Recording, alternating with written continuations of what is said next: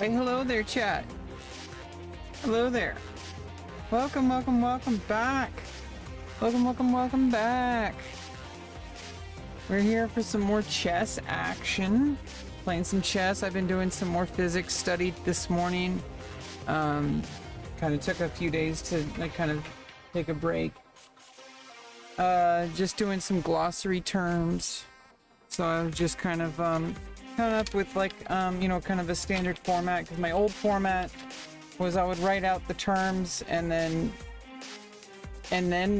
do the definition. But the problem with that is that I'm not really able to fit much in the definition. So what I started doing was I started doing one term at a time, and then I'll put like a kind of concise definition, and then like an elaborate definition, and then a like plain English definition for like a 5-year-old, and then like examples. So that way I have a full, going through the whole process of learning. And even if it's, definitions you already know, going through it again is not going to hurt. And it's only going to help you. So it's like, I used to have this mindset of like, oh, I already know that. No, it's like the more you review, just like with chess, the more you review, the more it solidifies your current knowledge, and then it synthesizes even new insights. The more you review things, the more able to wrap your brain around it.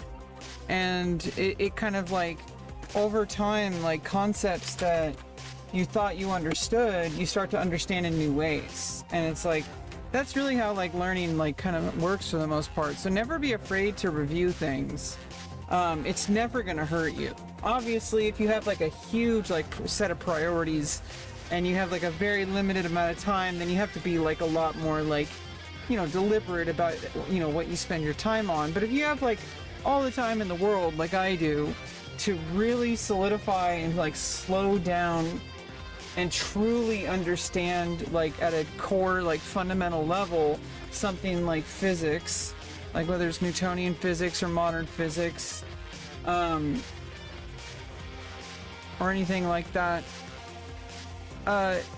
it doesn't really particularly matter. I mean, I want to have I'm going for understanding more than I'm going for, I'm not trying to pass a course at this time. I'm really going at my own pace, so that when I do decide to go back and take formal education again, it'll be a lot easier. I can focus more on the social aspect of it and less on the math part of it.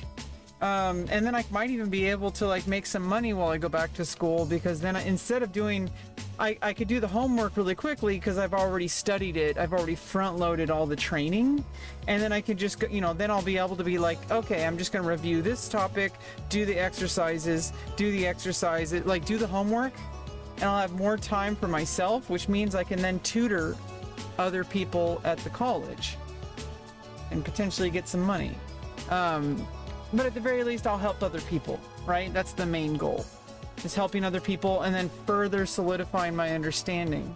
Because I'm not only trying to learn. At that point, I have already gone through the learning process, and then I'm taking it up a notch and going into the teaching level. When you teach something, you understand it even more. And it's it keeps feeding on itself, just like with chess. That's why I like to stream chess, even though I'm not a titled player. I'm not high rated or anything like that.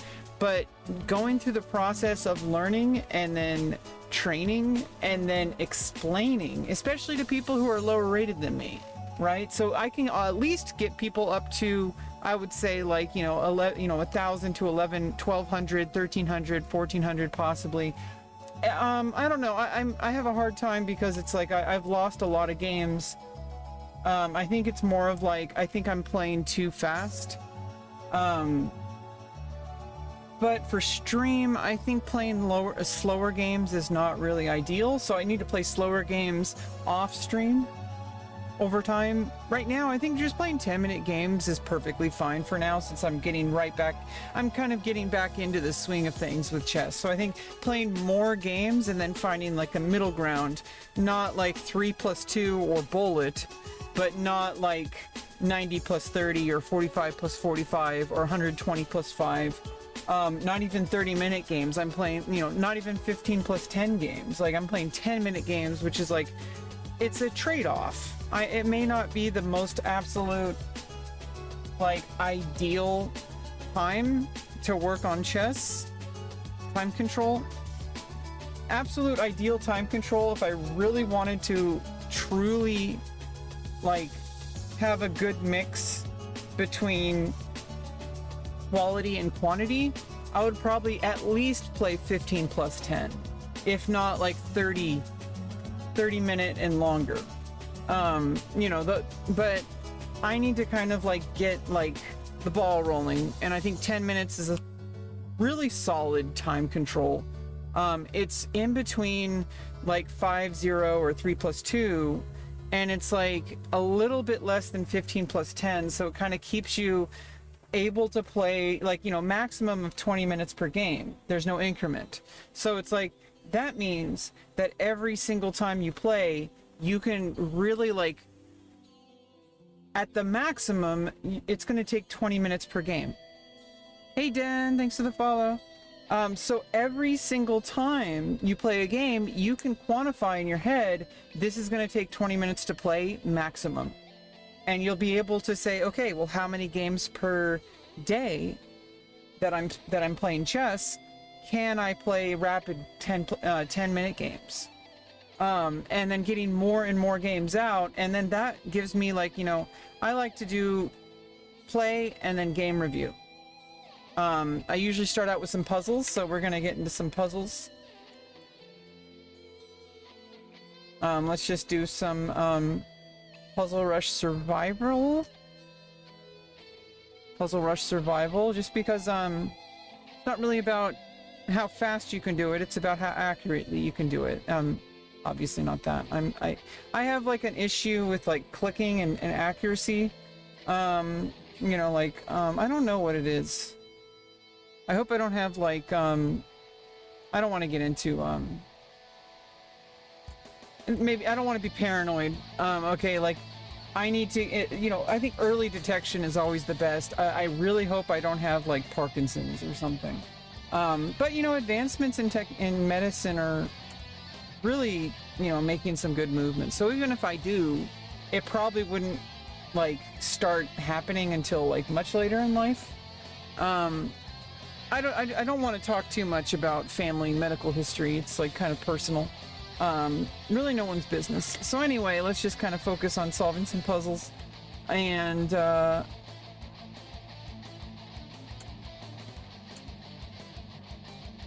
especially since like I'm literally just like guessing. So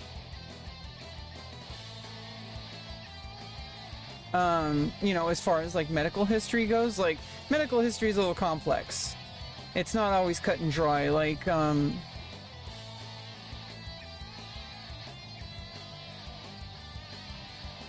just because like you have a relative who had something doesn't necessarily mean you're gonna get it. So it's like you know, at some point I just like, you know, need to not be paranoid and just enjoy life. And even if it, you know, it's good to be aware of it, so that if you do start to see symptoms, you can at least detect it early. And especially with like modern advancements in medicine, there might be less of a dire, less of a dismal prognosis. So, you know, like, you know, it's good to stay positive, regardless. You gotta stay positive. Oops. Check, rook takes, queen takes, check. And there's nothing that can magically teleport there, so checkmate.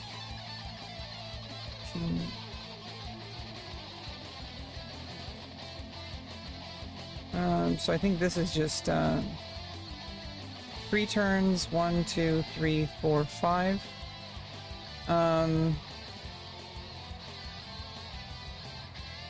It's gonna take 1, 2, 3, 4, 5, 6, 7 turns to queen that one. So I'm gonna, and plus then it's also with check. I wouldn't want to force a draw though, but that means 2 extra turns. Okay, so it's like, actually no, just 1, 2, 3, 4, 5. I don't need to worry about that at all. Actually, I don't need to start with capturing the pawn. I can just start because there's no, it's the pass pawn.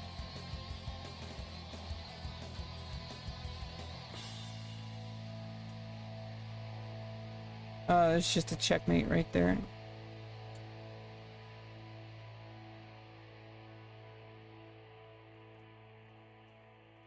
I can just get a free knight, and then it's threatening checkmate. And of course the rook is defended, even if it wasn't checkmate. Oh, I mean, the queen can take.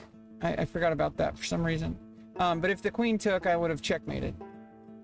So now after recapture, queen takes. Queen can't take because of checkmate.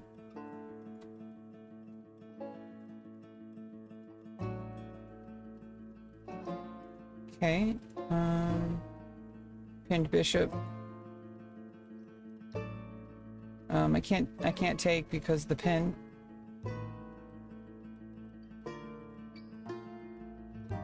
I can take the rook with check though, and it's a mate in 2. Oop. Oh. Yeah, I've been a little bit like kind of not practiced in chess, so I'm like not going to be clicking as accurately. We'll get there. You know, practice, you know, is what makes like proficiency, you know, and accuracy. Just like practicing these puzzles by being very deliberate, being very accurate. These are untimed, and so there's really no reason to rush.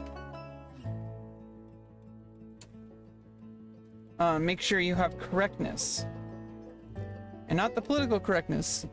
I mean, you should most of the time, unless it's funny, like in good taste, I guess. But that has nothing to do with chess. That's like a different subject. You want to be accurate.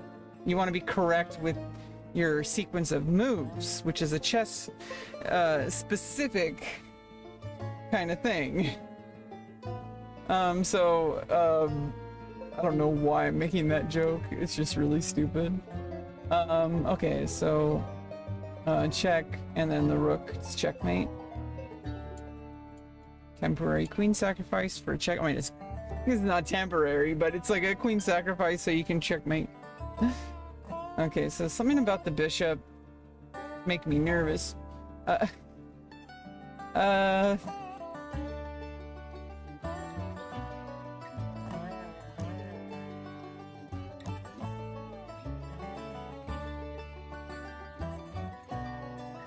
Oh, obviously, because I mean, I wouldn't want to check here anyway because of the rook. So you check here, rook g5 check, and leaves only one move, which is king h8, and then you play bishop d4 checkmate. Rook is now blocking off. Well, it's not checkmate until the pawn. Yeah, see, I wasn't as accurate as I could have been, right? I overlooked the in-between move. There was like a desperate, it's not like it worked, but it's important that I go through the sequence of like, okay, I missed an actual move in the solution. Even though it's like obvious, like, hey, I still got the correct answer, but I can be more accurate. You know, you can always be more accurate. Maybe not always. There's a point where you're just the absolute most accurate. But not even like chess engines are ever. I mean, you always get like, you're approaching infinity, right?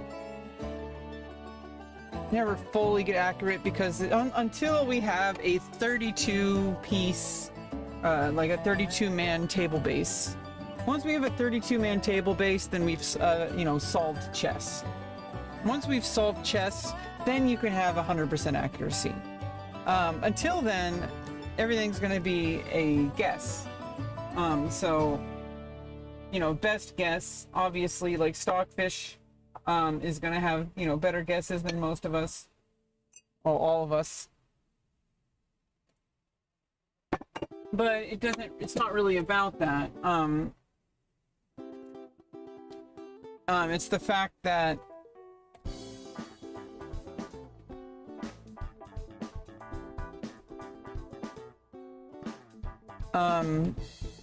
until we've actually solved chess with a 32-man table base, there's never such thing as 100% accurate, but you can be pretty damn close. Especially, you know, we should be accurate with, especially if there is a, you know, forced move solution, then you can be 100% accurate.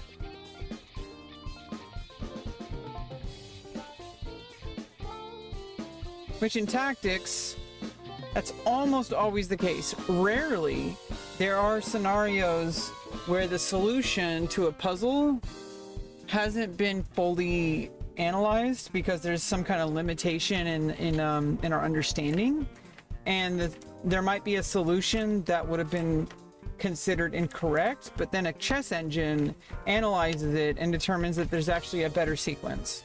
But then, even then, it's like people usually only pick chess puzzles or chess tactics, which are two different things. Puzzles are more like open-ended, I guess.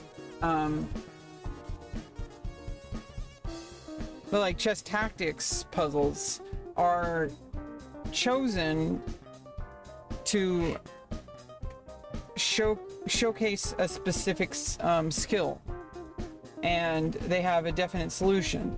And so, like, even if you don't find the quote-unquote like best solution, if there's a solution at all, then that's really all that matters. Sometimes, like, it's so rare, it's exceptionally rare that an actual tactics puzzle will have multiple solutions, but the more and more advanced they become, the more open-ended they get. But even then, even among those, it's so exceptionally rare that it's like, but you know, advancements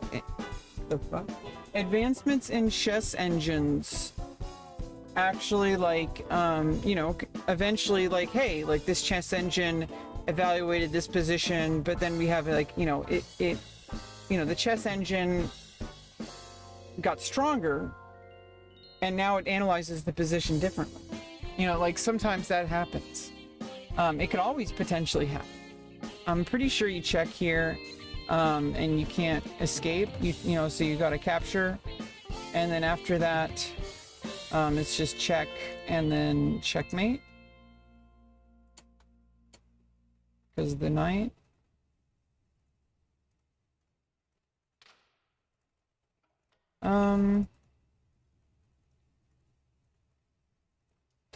So check.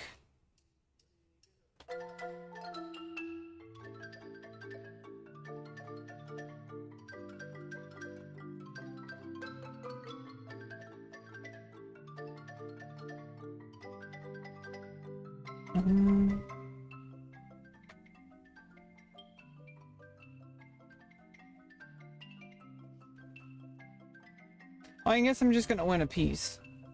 After takes, bishop takes bishop.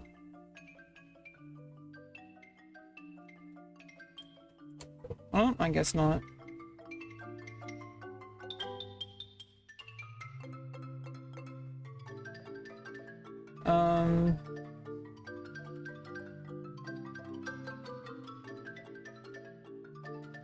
I guess takes the bishop first, the rook takes, and then I win a rook. Yeah, it's even better.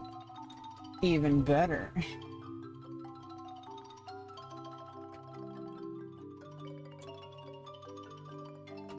And the knight's guarded by the pawn, and that's not a rook, that's a bishop, so it's not pinning.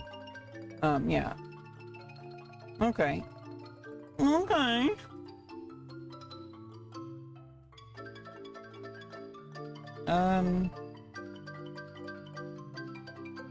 Bishop's guarding the rook, so I can probably move the pawn. Check. And I'm gonna win a rook. But then I'm only up a piece, but still, that's good enough. I lose the pawn, but then I've gotten a rook.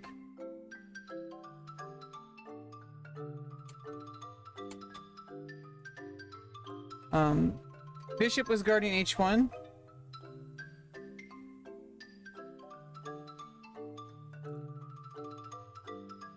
Oh yeah, yeah, you're guarding H1 at that point. So after...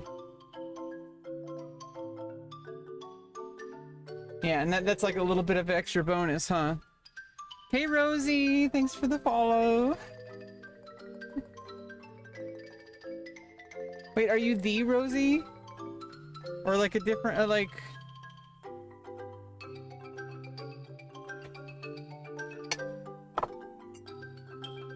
I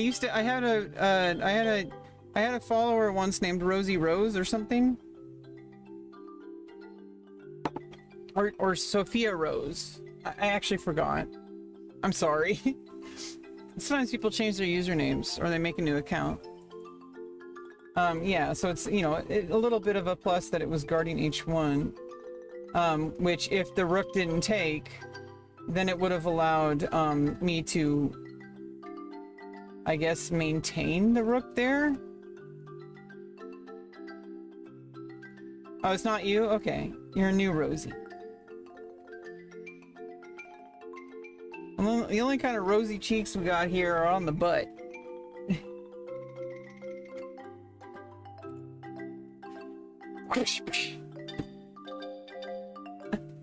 I don't know. I mean trying to make a joke. I'm sorry. I'm embarrassing myself.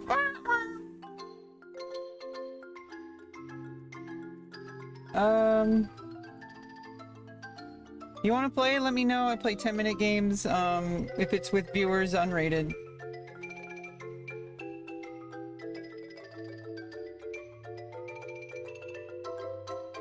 Also, is the music fine or is it too loud? Let me know in the comments.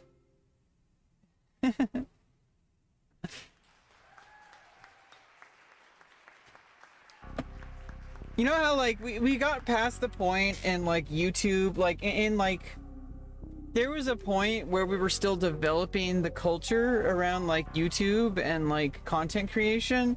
There was a time where literally every single YouTube video was like, leave a comment down below.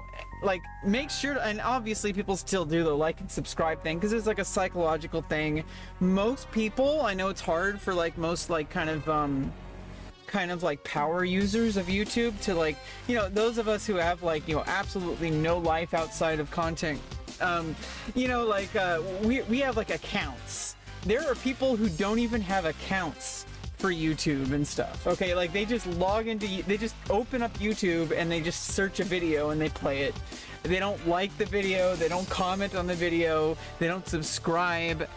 Of course, it's in every vid because it's like most people, it encourages people to interact, because most of the time, even people who actually do have an account and who might normally comment or like or subscribe, they might kind of be on autopilot, and so you kind of have to do that little psychological, like, hey, by the way, you know. But there was a time where it was so much more like, it was just every single goddamn, like, chance you could get. Comment down below. Comment down below. YouTube. YouTube. YouTube. YouTube.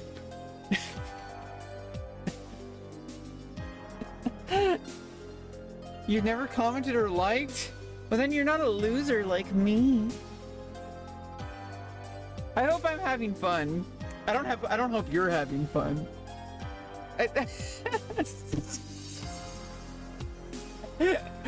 Oh my goodness. I'm having way too much fun. Thanks for joining my chat, Rosie. Rosie RTR. I just had some green tea. I'm actually not super caffeinated. I'm just having a good time. I'm naturally F high energy. Actually, no, not really. Most of the time I'm actually really low energy and I hate myself.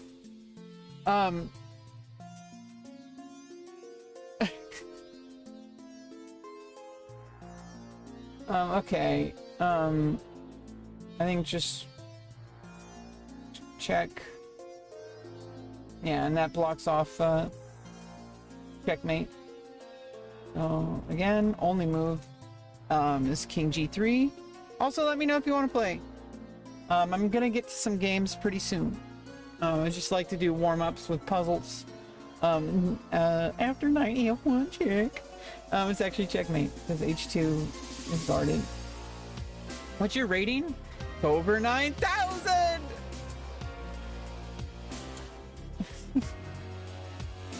It's really embarrassingly low. Blitz is 827. Here, let's look at my actual analytics. Let's look at my stats. Let's look at my stats. Okay, let's see. Let's see here. Let's see here. Why aren't we seeing here? Oh! Why aren't we seeing here? Okay, here we go. Yeah, we're seeing here, as you see here. Good thing I didn't have like porn loaded. I mean, we were already doing display capture.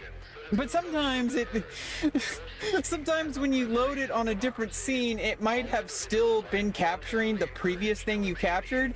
You have to be really careful that everything is refreshed and you haven't done anything you don't want to show on stream before you open up the display capture, okay? In any form, even if it's like you've already had the display capture open, you move to another scene and you don't know if it's hit refresh or not. Okay, so like you kind of like, you gotta know these things. As someone who has had like some close calls on Twitch, oh,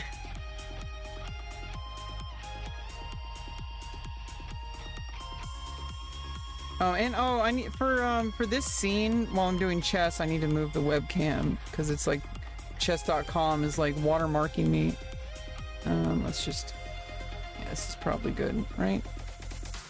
I'm probably there. It's probably fine. Probably fine. Probably fine. So like, for the past 90 days, let's look at all time. I played 6,446 games on this account. I've only done 1725 rated puzzles. Unfortunately, it doesn't count custom puzzles. I've done thousands and thousands and thousands of custom puzzles. And it doesn't count, I think it counts Puzzle Rush Survivor, or like just Puzzle Rush in general, but it doesn't count custom puzzles, which are unrated. It only counts like, you know, those other puzzle modes.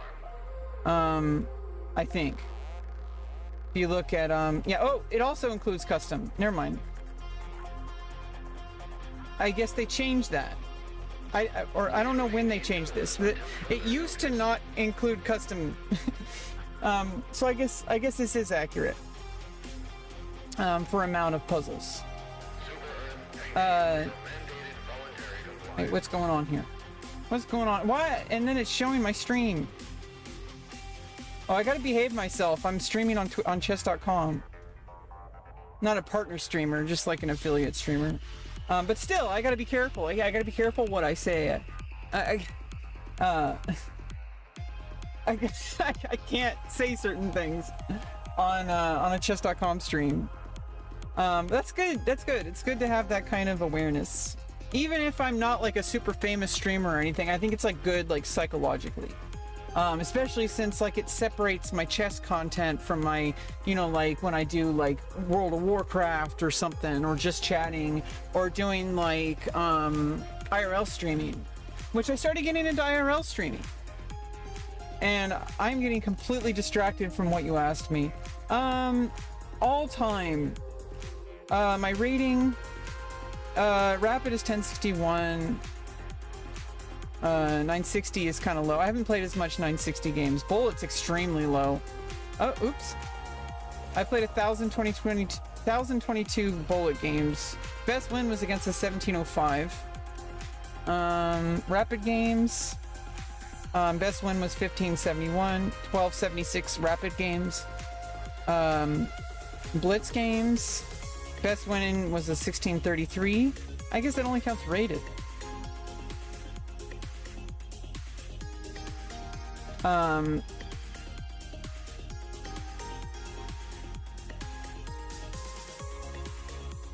Yeah, 3,877 Blitz games.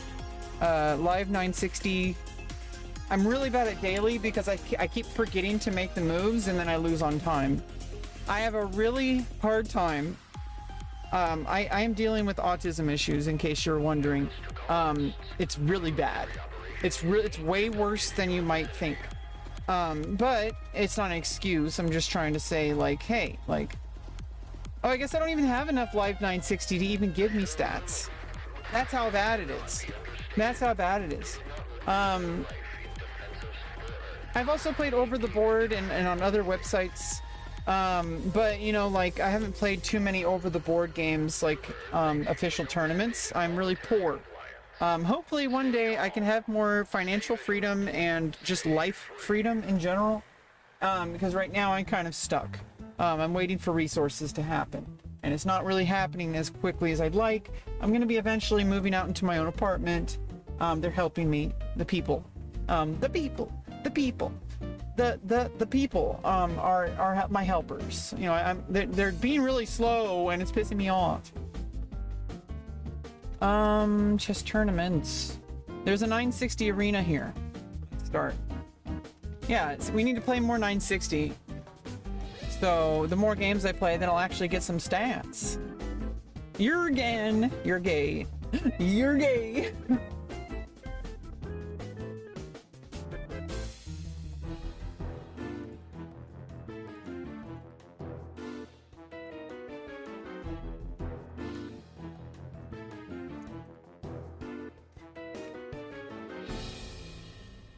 I mean, I almost got like super like explanatory. I'm like, well, we support gay people on this channel.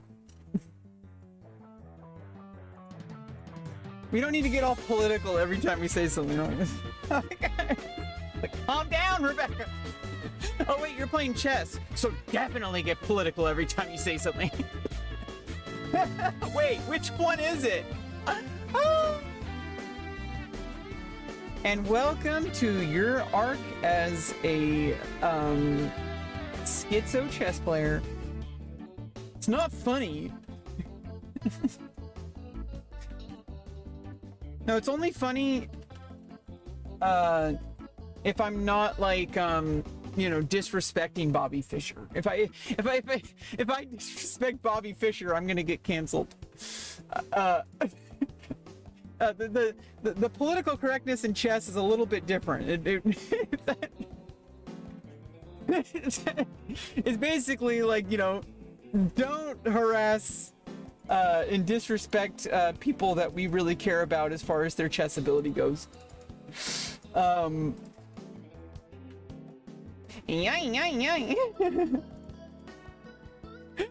cancel me, Rosie, please. Please. Don't leave me.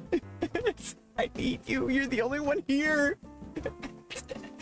I'm just kidding. I mean, you can go if you like. I mean, I hope you don't. I hope you stay here forever. Sacrifice everything that's important to you to satisfy my ego. That's the way to live life. Oh, I can't because it's a queen side. I gotta move the queen side. The, you know, queen.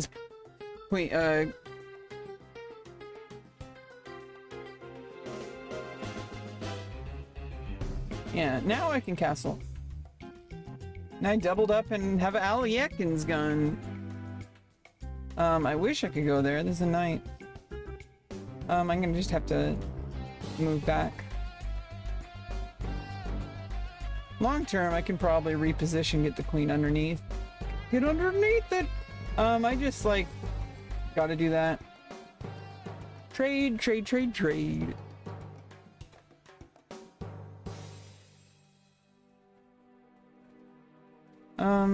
I don't want to do this. I'm not trying to reposition the knight this way. I'm running out of time. Why is the hand so big?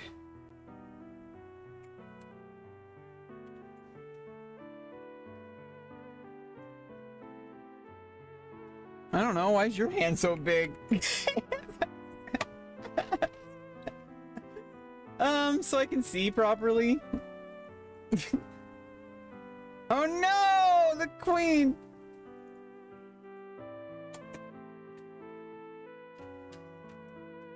All this focused on all these hands.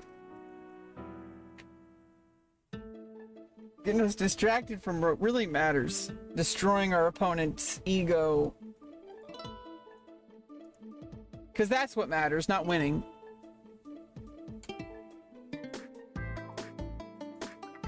It's okay. It's just our first game. We'll get over it.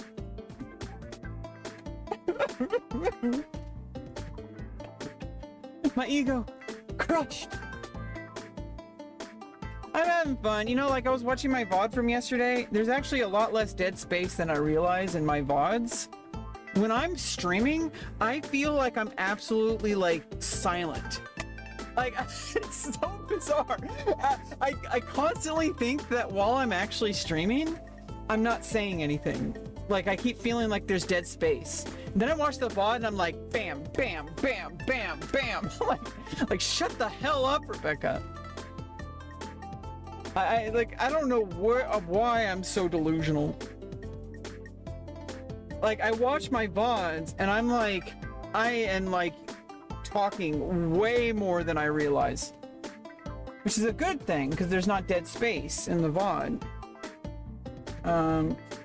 You know, more opportunities for clippable moments. Which is kind of what I'm doing when I'm streaming. I'm kind of documenting my life. I'm also kind of like passively, you know, kind of forming a community. We kind of have a small, weird community here. It's not really like a traditional community, but oh no, there goes my bishop.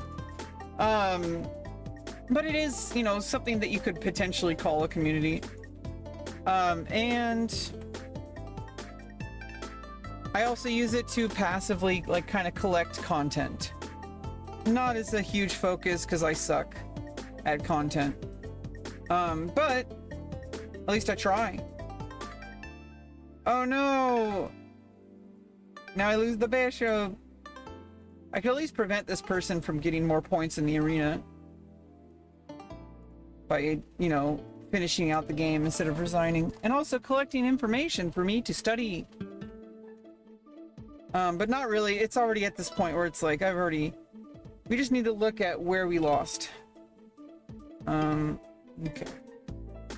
It's always potentially I can draw, but probably not. Opponent is playing pretty accurately.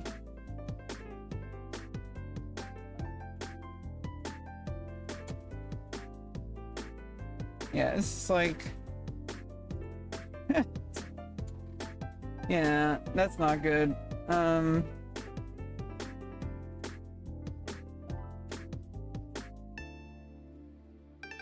Let's go look at it. Look at it! Where did I fail? I think it was when I think I got a little bit too excited here.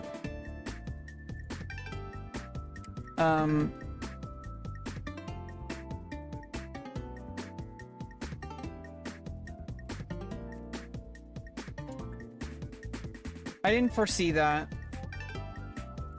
It's a little hard to see, to be fair, but like...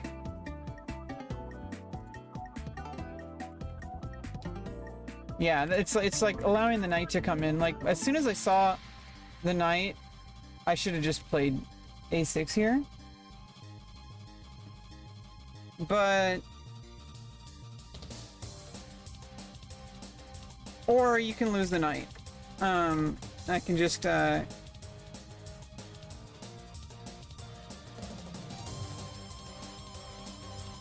of just play here, and then after... oop! Wait, what happened? Yeah, just... oh yeah, the knight there. Push. And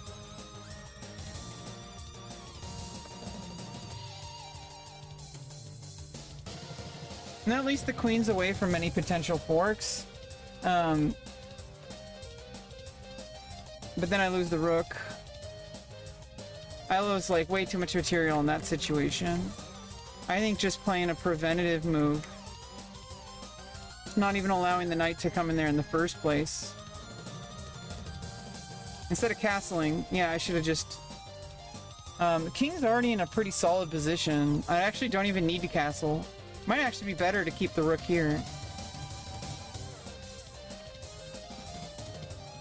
Because then the knight can't come in You can expose the H file, I mean the A file, but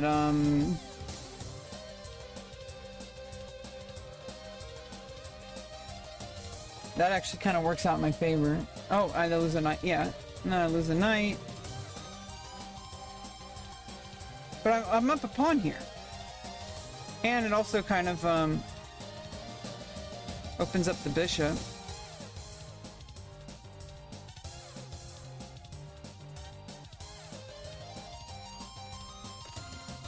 Yeah, I don't know. Let's do a review.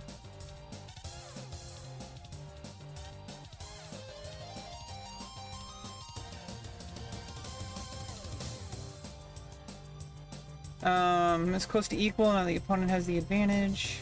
Yeah, I think that was a little bit too... I'm trying to castle instead of just realizing the king's already kind of solid on c8. So like maybe trying to get the bishops active, which I think starts with moving the knight, which opens up the pawn, allows me to create an extra strong outpost, and then after f5 and g6, I open up the bishop, both bishops pretty much. I mean, it's going to be a little bit of time to get the light squared bishop active. I mean, maybe opening up the light squared bishop on h7. Yeah, and that was actually the best move. Was putting the knight on the outpost. Pretty even. This game was close to equal, now your opponent has the advantage. I think it's the same idea here, best.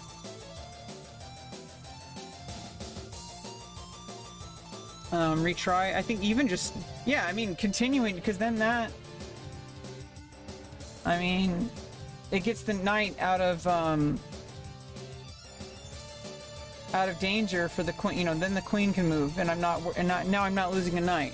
So it solves that problem that ended up happening, because then it not only puts the knight in a strong position with an outpost with one weakened square, weakening the light squared bishop, but then it's going to be hard to attack with the d pawn. But also, can you open a valuation bar? No. I don't think you can do it. Oh yeah, I think. Wait, is there an evaluation bar for the game review interface?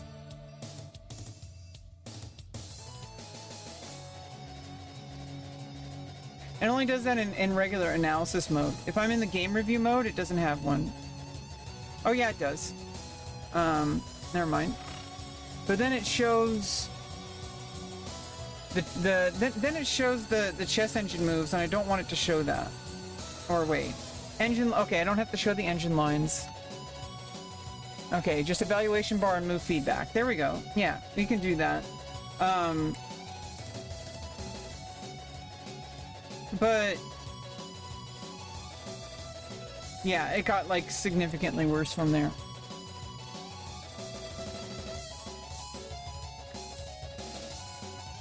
Let's go back to the review.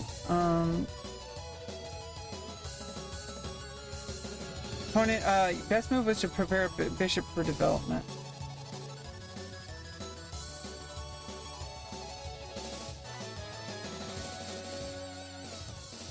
What?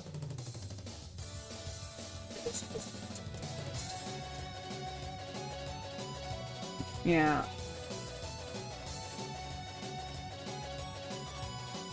Yeah, I don't know. Either way, like, the actual place where the game, like, really took a huge turn, regardless of what the eval bar says.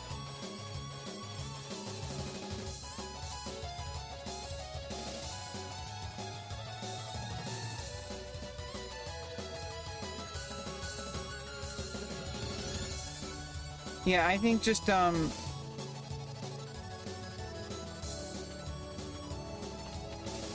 yeah, I don't know what the best move is. I try not to rely too much on engine analysis.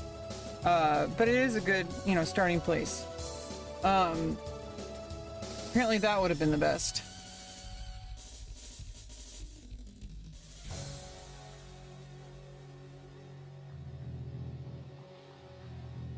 But like where I could have like prevented all of those problems is as soon as I created a weak square here with F4, it really strengthens the knight outpost here, and then this is close to even. This kind of gives me the best outcomes. Because even after knight develops here, now I just have the opportunity to just trade off. And then that gets rid of all of those problems with the forks. And that opens up the D file.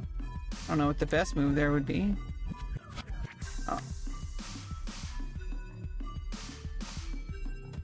Oh, taking with the queen. Yeah, anyway. Let's get back to the tournament. Let's get back to the tournament. Let's get back to the tournament. Let's get back to the tournament. The tournament. The tournament, chat. The tournament.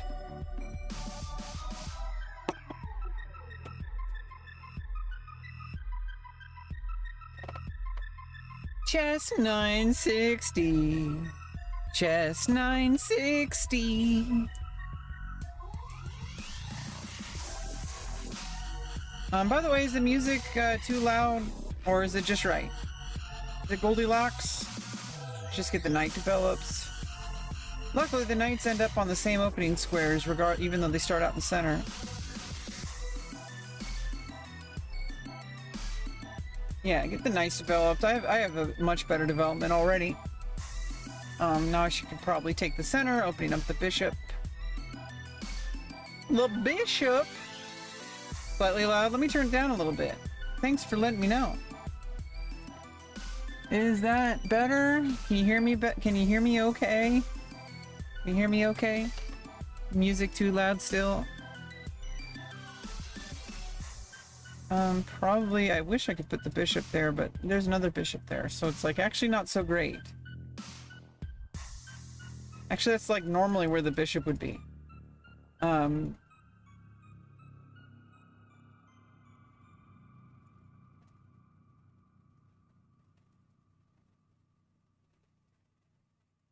Okay. I'll take your word for it.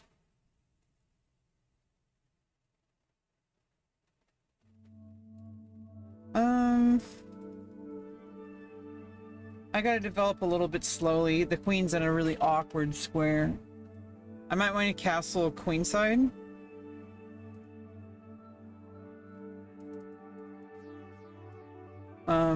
I guess I kind of have to develop a little bit slowly.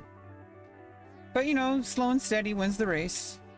Especially at 960 where there's a lot less reliance on opening theory. I have to kind of just create a strong position. And then it pretty much balances out any kind of difference that the opening difference would make. Because if you get to a certain point in the middle game, you're already like, opening doesn't really matter at that point. Because you're already, you know, just developed and stuff. Yeah, putting all the pawns on the light squares for black. Bishop's defended.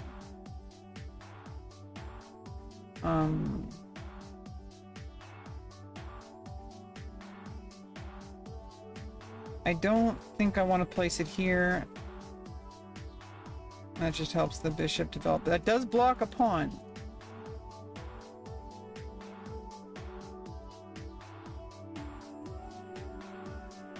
I don't really want to focus on bishop d6. I'm gonna go here. If you attack the bishop, you're kind of weakening the queen. But you probably, even regardless of if you do attack the bishop, it weakens the king side. Queen side's already weakened, although so is mine. But I got the bishop here.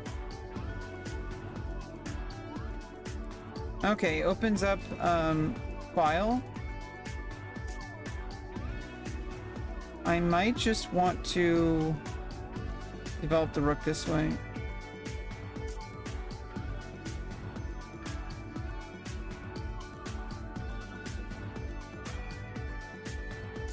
Instead of castling.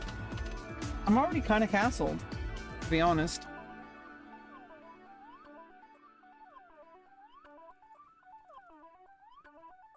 Maybe I can focus on well, adding an additional defender to c6. Okay, I'm just gonna trade.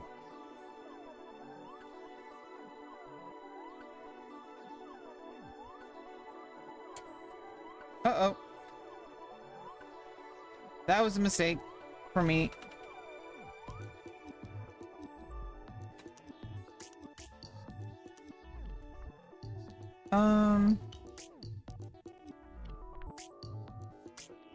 Yeah, I'm dumb. At least I don't lose the rook, but I still lose a piece. And I get a pawn back. Maybe develop the queen.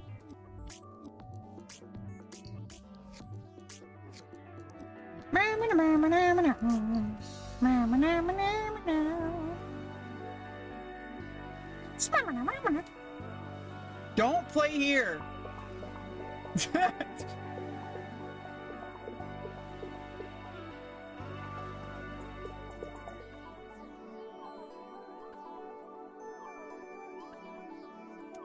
Rook's defending the bishop. Bishop can't move anywhere. So at least, you know, even though I'm down a piece, I'm actually kind of restricting a bishop, so it's almost kind of like we're even, right?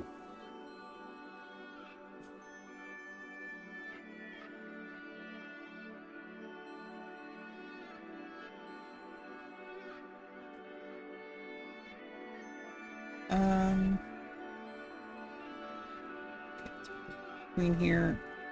I can block off the rook. I don't want to do that. You would just win a queen.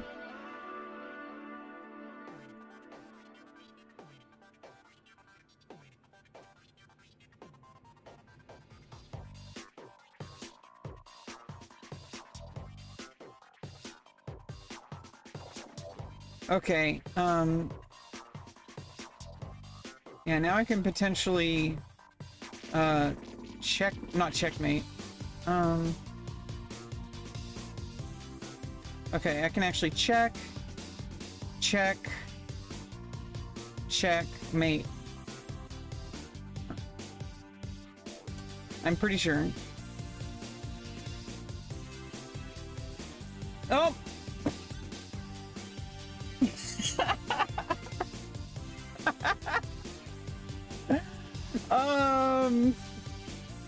Not so much.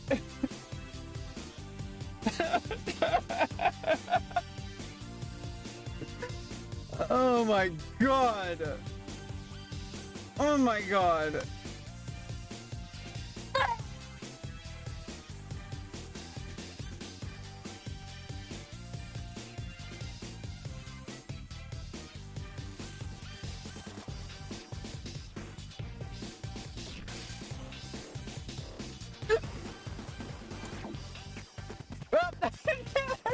Jesus Christ.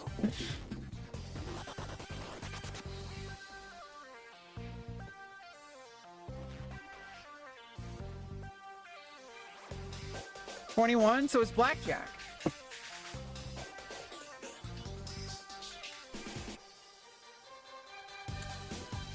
Okay, where did we go wrong? Let's look at the game review.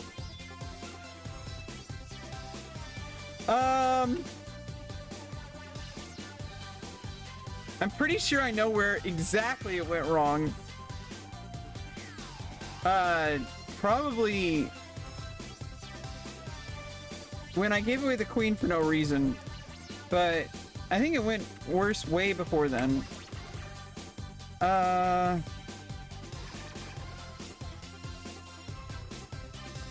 that allowed losing a pawn. Yeah. Allowing the fork. Especially after I move the knight away. Moving the knight away. But where exactly? See...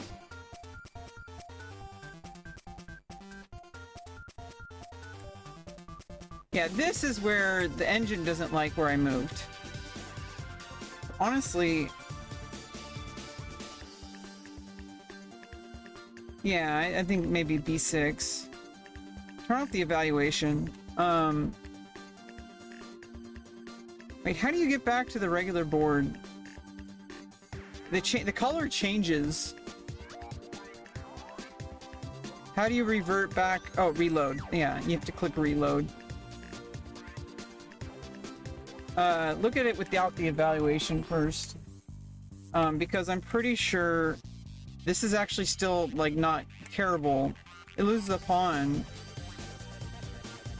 But I think the main reason I shouldn't play here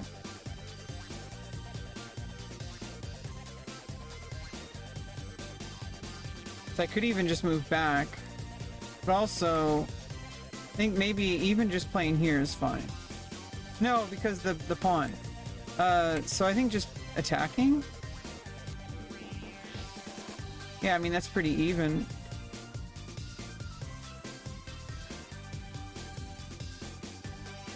Yeah, this is where the mistakes...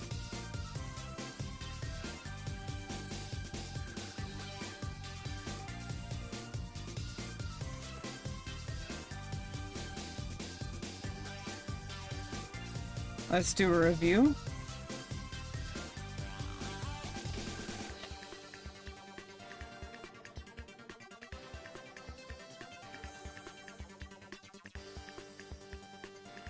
I allowed the opponent to eventually win a bishop. Yeah, that's why. So I think just playing the pawn here.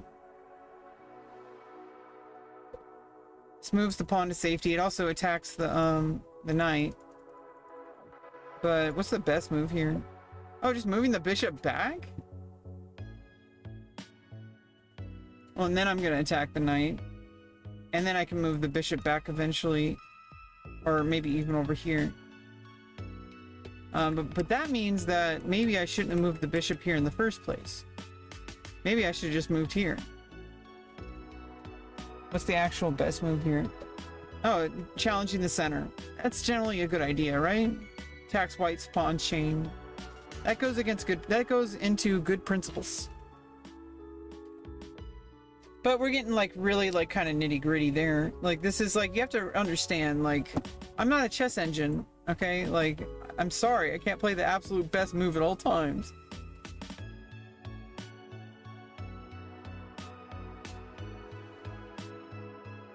Yeah, like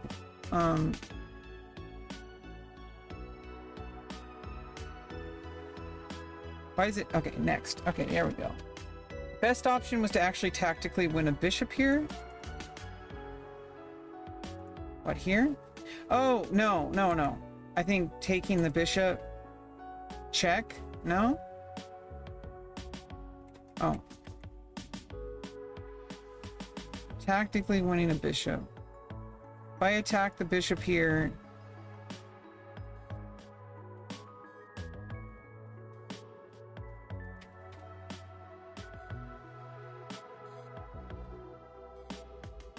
Attack the bishop, trade.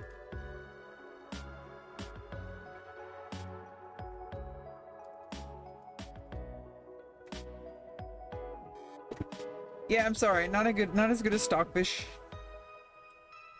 Knight g5.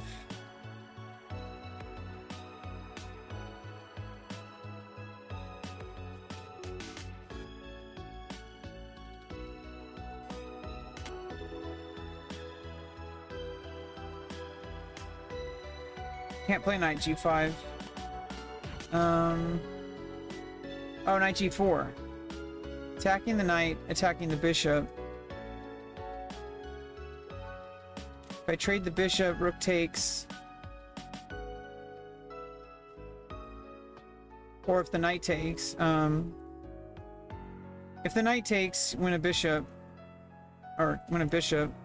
And...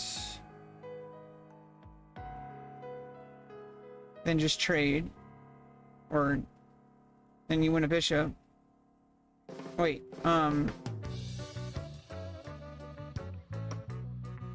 if knight takes knight, then knight takes bishop, or knight takes bishop. It's, you know, there's both bishops are in danger. I think taking the dark sword bishop would be better. So obviously you don't want to Don't want to remove the defender from the light squared bishop. But even still, after I take the bishop, rook takes. My bishop is kind of overloaded and my knight's under attack, which is the defender. So I'd have to like move the rook. So if knight g4, that's best. Then my best option is like rook d8, or I mean, no, castle queenside. It's not the right idea. Oh, take the bishop first, I mean. And then after rook takes... Wait, what? Oh no, attack the queen first. I have to take the knight. And then... You have your choice, you're gonna take the light square bishop first. It's a great move. It's an exclamation point. And then you're gonna win the bishop. Oh, miss opponent to win a queen. Wait, there's another move? Oh, get rid of the fork and then you take the bishop. And white is absolutely dominating. Yeah, so we go back here. Bishop f4 is just a blunder. Because I'm not thinking tactically. There's so many tactical options that white's created. And this misses the tactic. Attacking the piece that is defending the piece that is under attack. That also is with tempo. Like there's a lot of tactical ideas here for white, and like this like improves the tactical ideas. And so like you have to play here. But then it's like there's too much. Like this attacks the queen, you have to take.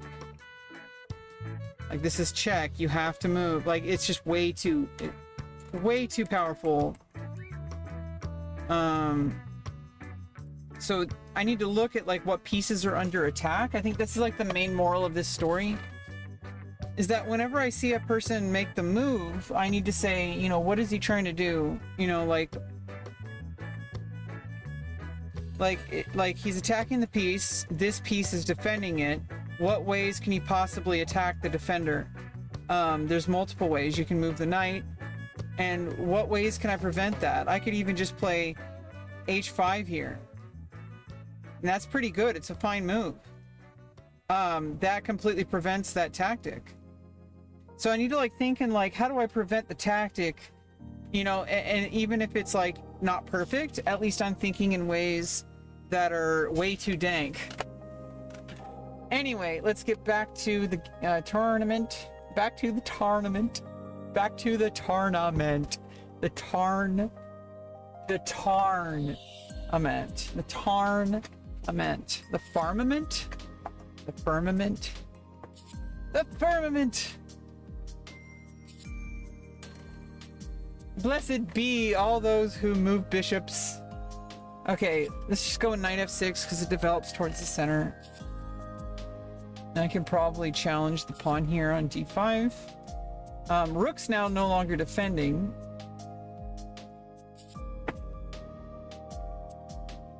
So I think the best is to trade.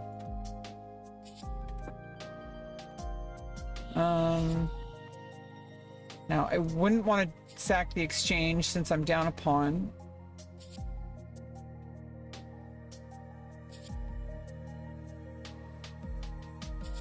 So I actually think I can... No, I don't want to do this. Since that... I don't want to castle.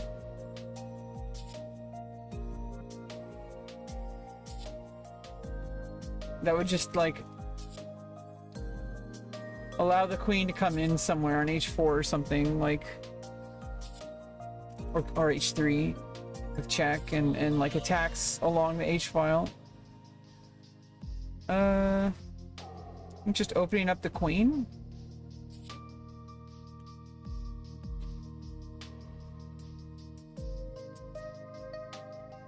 Defending the knight. Maybe bring the queen out to d6. And then this attacks the bishop twice. I could always just block in the bishop. Maybe that would actually have been better. Yeah, I think it would have been better.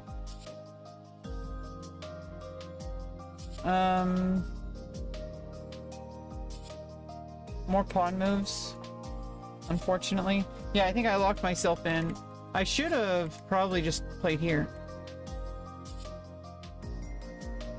That would have removed the defender, and then it would have trapped the bishop. I would have just gotten the bishop for a pawn. It was too late for that. And instead,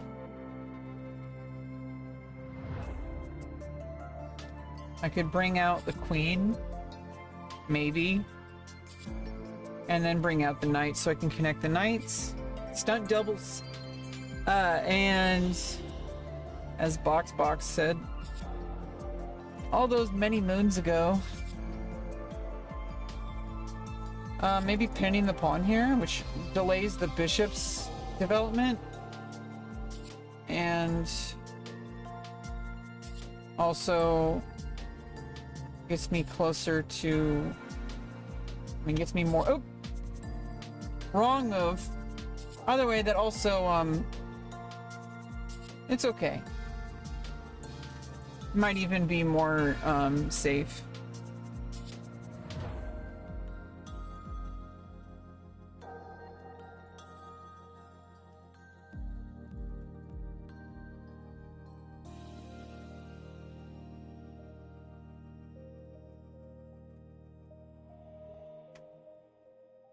Bum, ba, bum.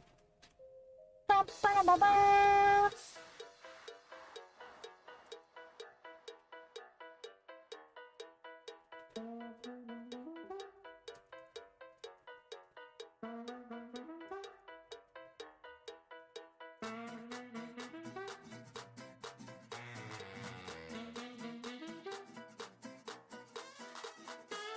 I think doing something involving this, threatening checkmate.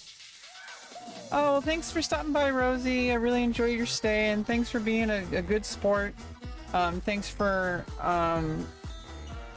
you know, talking to me and like help me out with analysis after the fact. I really appreciate you waiting until after the game. That's actually like something I usually have to tell people, and I like that I didn't have to ask you. Like, that was actually super awesome. You seem to have good etiquette. Because, you know, these are rated games, so it's like usually, I mean, maybe now I'm Streisand affecting it. Maybe I shouldn't have said anything. I do, like, you know, moderate pretty well. So it's like, if people were going to be a problem, I could always time them out and stuff. And it's like... Also, I think with 960 especially, it's, like, harder for people to, cheat. And, like, I don't know. I'm, like, talking about it way too much now. I'm so stupid. I could probably do something with the...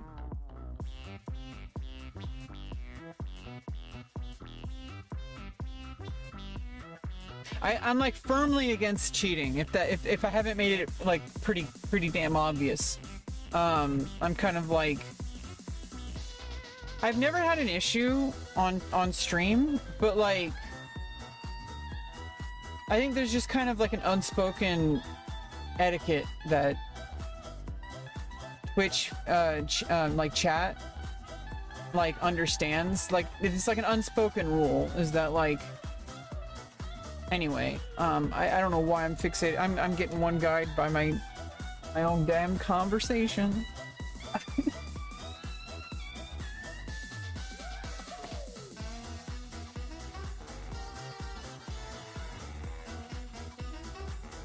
I'm actually threatening checkmate here. The bishop needs to move. I actually kind of screwed myself over.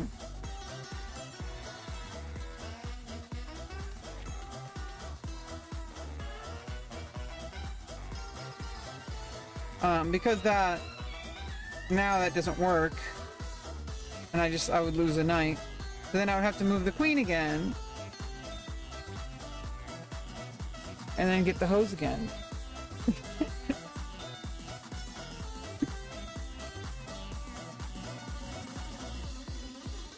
Please don't take my skin. It's so beautiful and soft. Don't take it. That also works. Although in this situation, I can probably just attack the queen.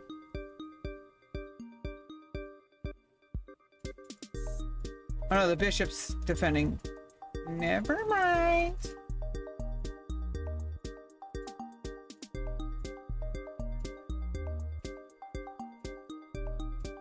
Now I can threaten mate here. Oh no, I can't, because if the bishop moves now it's checkmate this way. So now I think you have to play f3. Oh! Well, there we go. I got lucky with that one. Let's do some self-analysis. And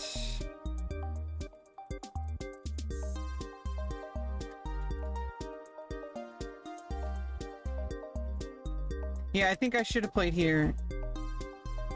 Yeah, this would actually have been really good.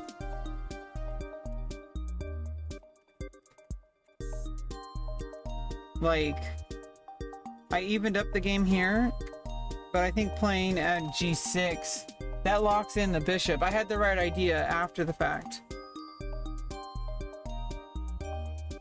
Let's do a game review really quick.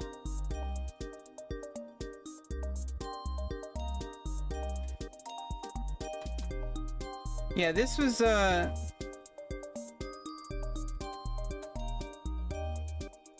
White actually has a chance to win a bishop by trapping a piece.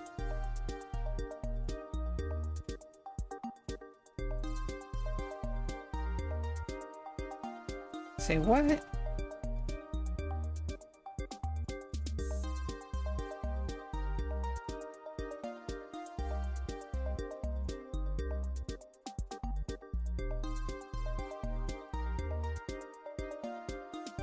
You get a chance to win a bishop by trapping a piece.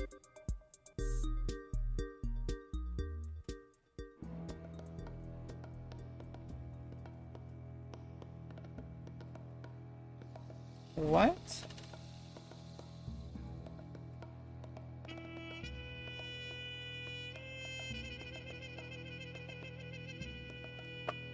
Oh, the rook. Yeah. After bishop f5.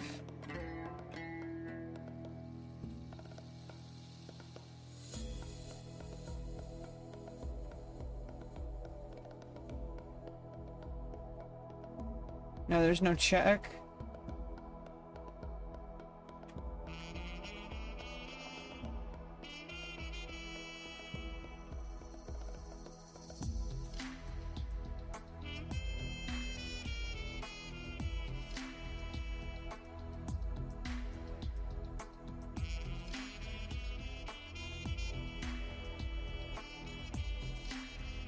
I'm actually not really sure.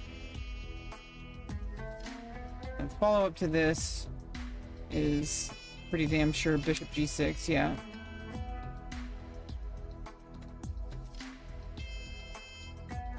I mean, is it bishop f5?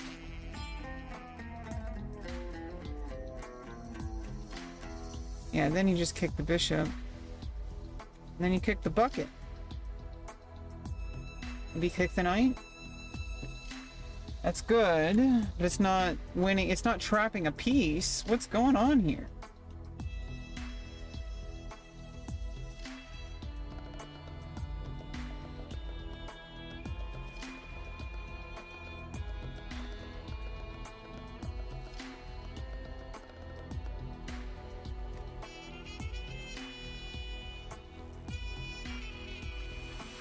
Oh, attacking the knight, defending, or defending, or even defending, and then, and then, and then,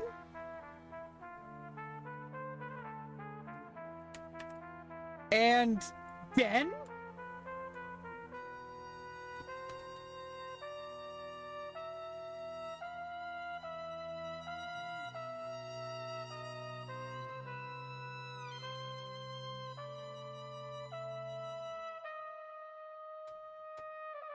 Okay, like which piece? Oh, moving the knight? How is this win a bishop by trapping a piece? Like what? Excuse me? How is this trapping a piece?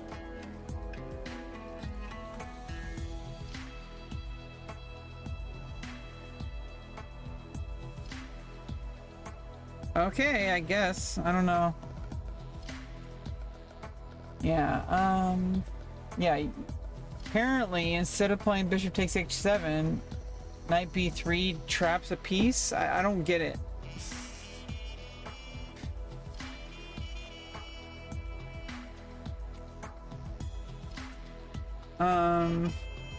But we're moving on.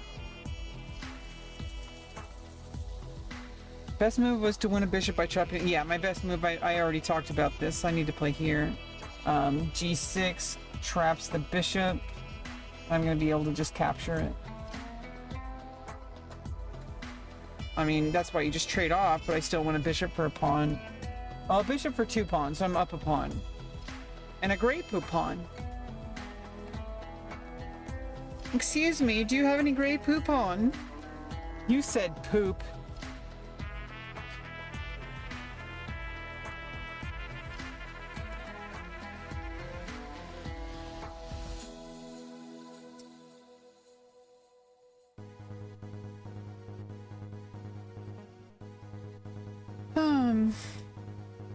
Your best move is to capture a pawn and win material?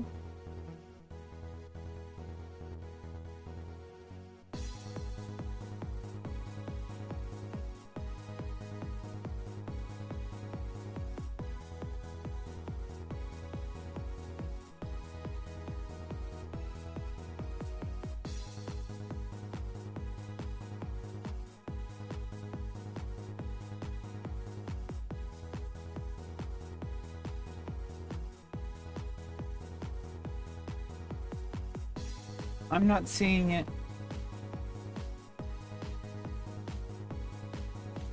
Oh.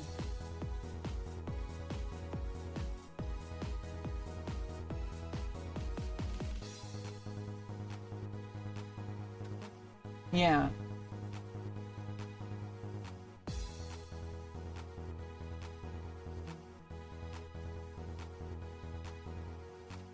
You are now able to checkmate the king. Yeah, this was where white lost. Best move here was probably f3. Oh no, this is a material. This one was win material through tactic. Oh, white's actually winning here.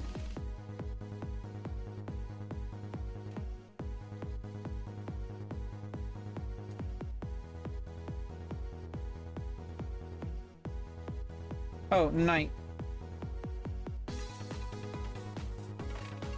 Best option is win material through a tactic. Not that one.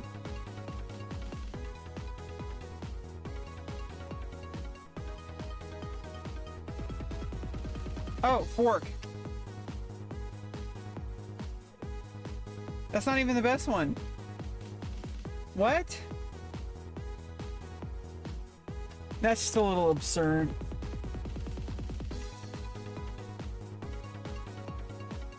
But I can see it, because now the knight needs to move.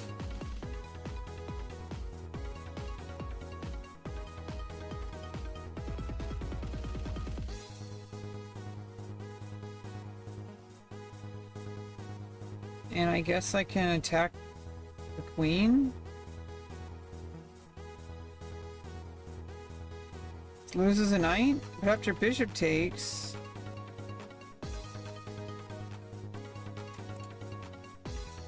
Oh, it's because with check. Oh! And no, no, no, no, no, no.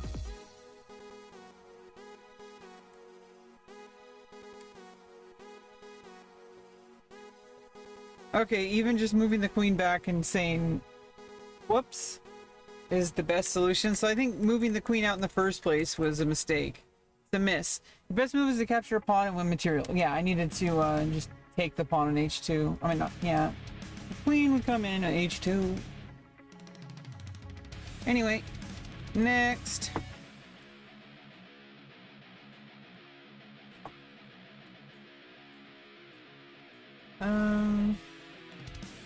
Just get the knight out of the corner. Knight on the rim is dim.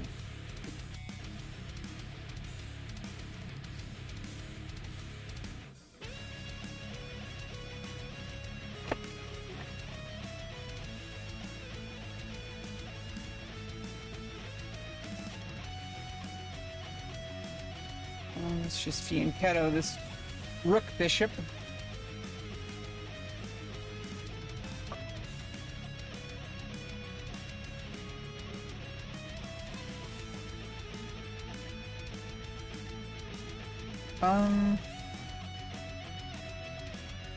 Let's just get developed over here.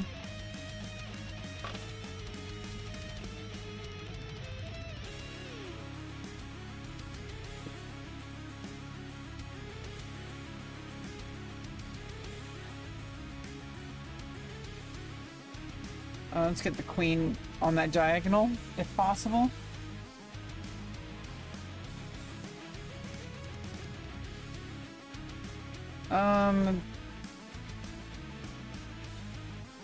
Yeah, I could always just play F3 to prevent that.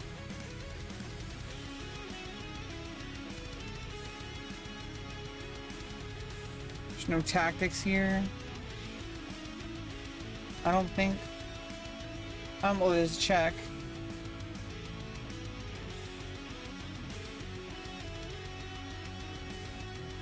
Check.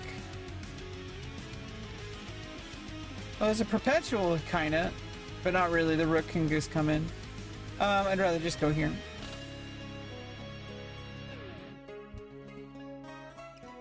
No need for a perpetual this early.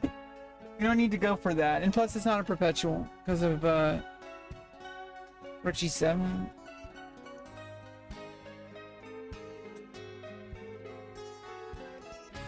Let's get the queen on this diagonal. I like it. I like it like that.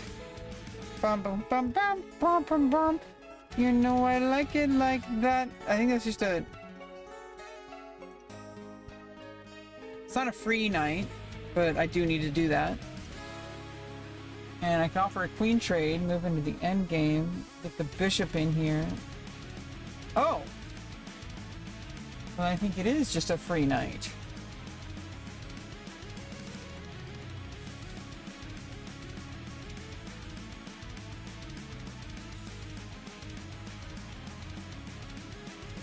Queen has to move.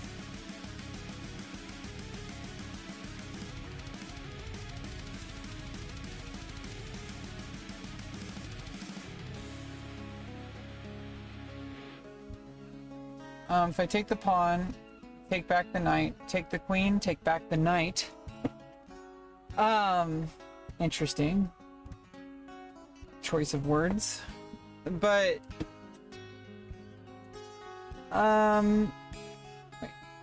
you take the queen, I take the bishop, I'm attacking the rook. So if I take the pawn, you take the knight, I take the rook. If you take the queen, I take the bishop, threatening the rook. Rook moves. Probably rook c8.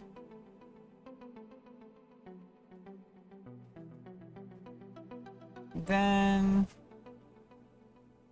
I move the knight, and I'm forking... Oh, I'm not forking anything, but I'm attacking the rook and saving the knight. Let's just go here.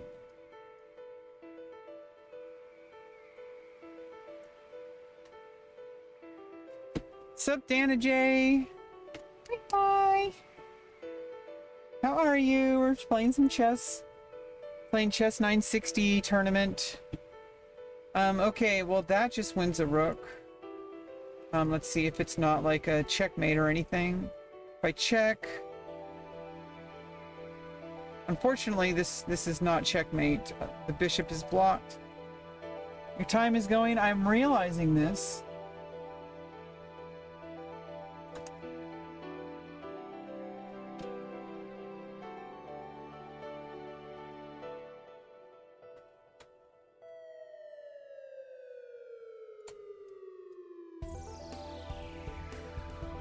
Gotta trade queens. Gotta go fast, like Sonic the Hedgehog. Here, I gotta minimize chat. I don't want to get distracted. Let's take. I'm up a lot of material. I'll just trade off. I'm basically up a whole queen here. Let's attack the bishop. This bishop goes bye-bye. I mean, this pawn. Oh, never mind. So I guess not. Let me just play really strongly. I got a minute on the clock. I gotta let's kind of play. Oop, that was a mistake. Not a huge mistake then. After I move the king.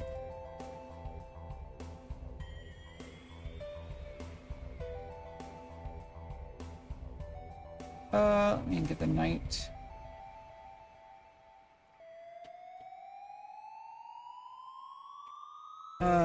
If en passant, knight takes. Okay, push the pawn. Let's attack the bishop.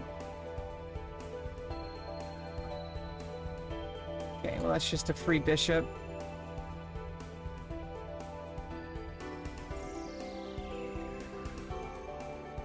Attack the pawn.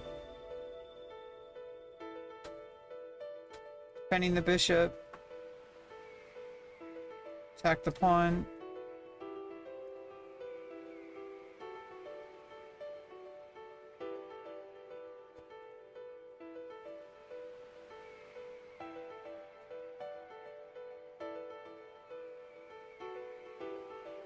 Okay, just taking it.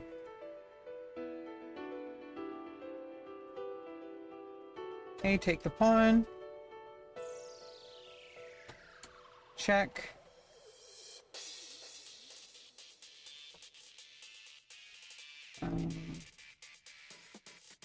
Okay, here we go.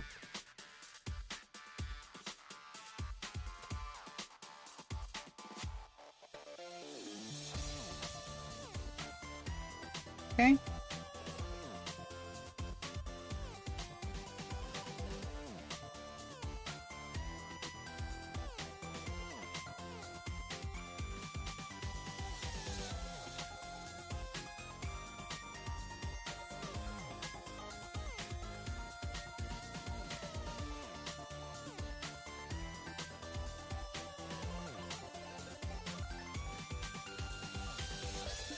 Okay, check. Okay, go. Check. Here we go. It's gonna be checkmate. GG, with 12.7 seconds left. Can we play? Yeah, yeah. 10-minute unrated. Yeah, I think while I'm playing games, I'm gonna, if they're rated, I'm gonna minimize chat just to not be distracted. Because at any time, like I was saying earlier, like that's the foolproof way to prevent potential cheating. I'm gonna minimize chat while I'm playing rated games, especially in tournaments. I have such like a good ethic, you know. I have strong ethics. I'm just built that way. Okay. Challenge me to a 10-minute game. My name's rebeccaloran. Welcome, welcome, welcome. Dana J. 10-minute unrated. Custom challenge. I can give you a link if you want.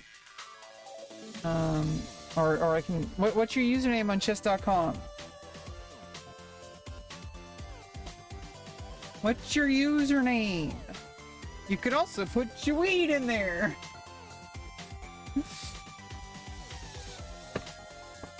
Yeah, type your username in the chat if you want to play. Or I could probably create a... There used to be a static challenge link that you could use. You're going to challenge me? That's challenging.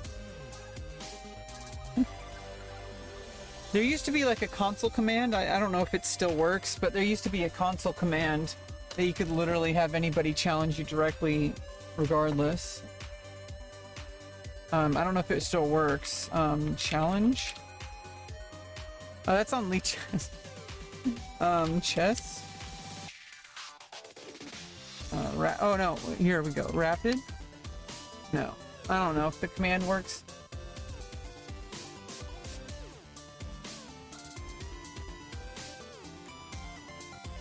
Yeah, username. rebeccaloran. Got that weird little alien looking face. I have never really gotten like any good photos. I keep trying to make good selfies. I need to hire like a photographer. I'm just not really ready to do that. I'm not really ready. Okay, I know it's like so hard for people to get that, but like I am not ready to like pursue any kind of career goals right now until I get situated with like North Bay Regional Center and like get my own apartment and like have like some kind of forward momentum going in my life instead of just staying here in the trailer stuck. It's so frustrating. I feel like I can't pursue my career. I feel like I can't pursue employment. Like I feel like I can't do anything. I feel like I can't go back to school. Everything is kind of regulated to just relegated to just like self-study, like, you know, like just basic, like, you know, physical fitness, like health and fitness, like diet and exercise, like self-study. I'm studying physics, self-study. There you are. I started studying physics, and so I've been working on physics. And we're not playing 960, so I'm just gonna go with my usual kind of opening ideas. Yeah, I think after that, playing Philidor. Could take with the queen. Take with the knight.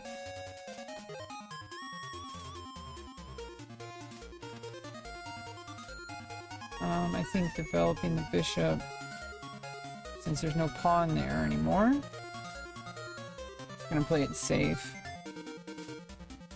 Now I could play long, or I could play short.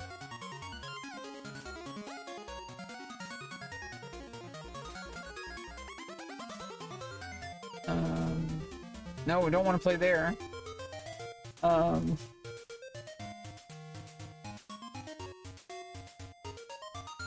I've already moved the knight twice, so I think just moving the bishop.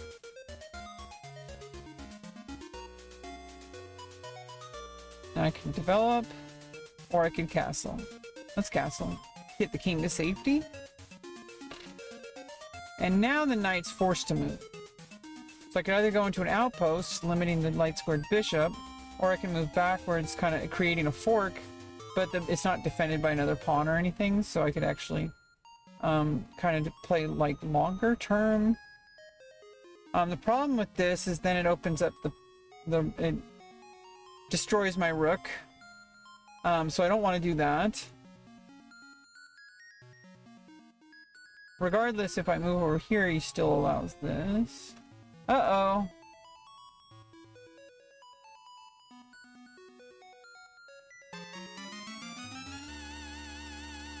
This might be unavoidable. Might have to let the knight be captured. Uh-oh. Unless there's something.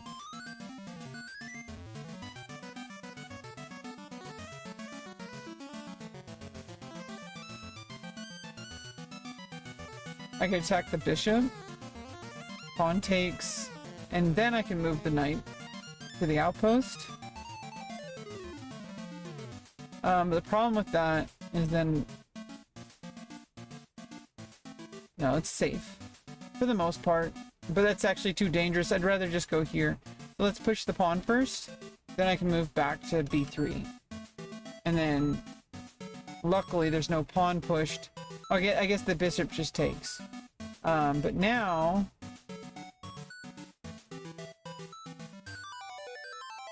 I don't know what I hope to accomplish there. It does open up the E file.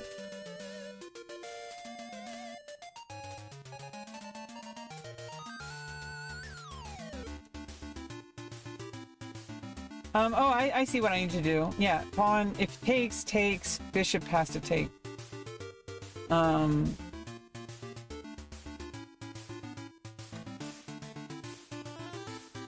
Check. What am I thinking? The bishop could have come. I screwed up. I needed to take the bishop first before I played that. I'm dumb. Anyway. Donna J didn't follow through on that anyway, so it's okay. But I screwed up. I should have played... I needed to trade off the bishops first. I needed to take the pawn with the pawn.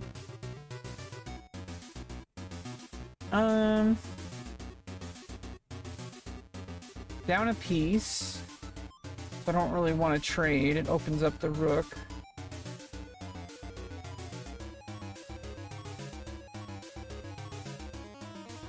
So I'm just gonna cut my losses. Just develop.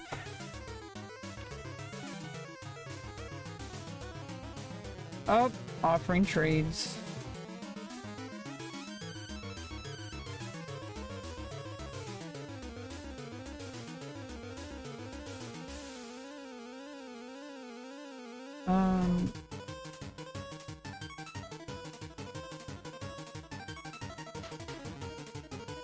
Yeah, unfortunately that doesn't really work too well.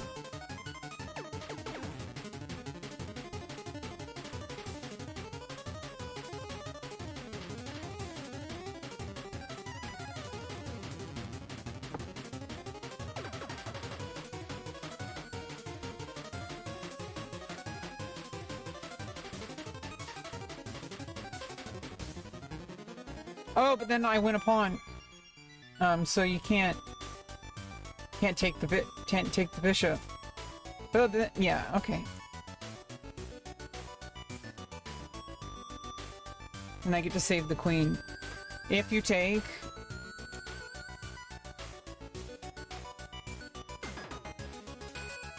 Unless there's something I'm missing. Well, then I guess... Oh, I don't win the rook.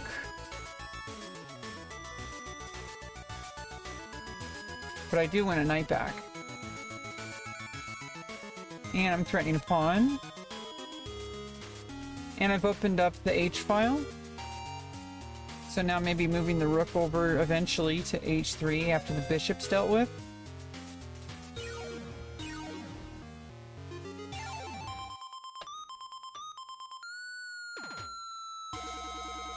Oh shit, Cowboy Bebop!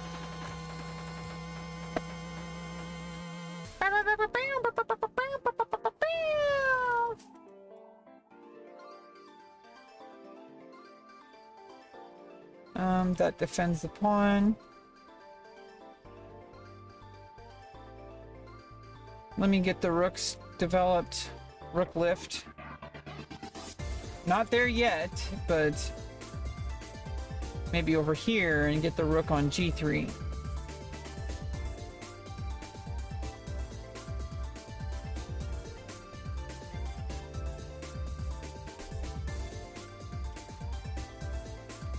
And then threatening checkmate at that point.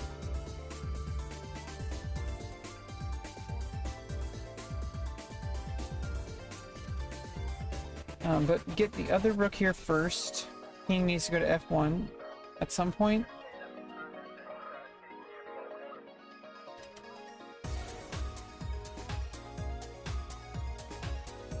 Yeah, when in doubt, play chess on stream. Is at the very least I'm like doing something that is like infinite. It's an infinite activity. That's the cool thing about chess on Twitch. Is that no matter what, there's something to talk about. It's like an infinite content glitch. There's no excuse. I need to deal with this kind of awkward pawn. If I push... Yeah, there's a fork on you. Obviously, if I push, you're threatening here. So how about since I'm keeping the queen on the rank, But I gotta deal with this some point. This pawn is a lonely pawn. It's a lonely pawn. So I could go here. I mean, after I play queen. Oh, the queen's defending now. Because the knight moved. Something. I don't know.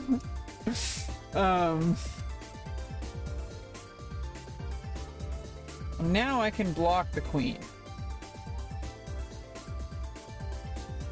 Well, the knight's there, so never mind. Maybe I can attack the knight. Queen has to move.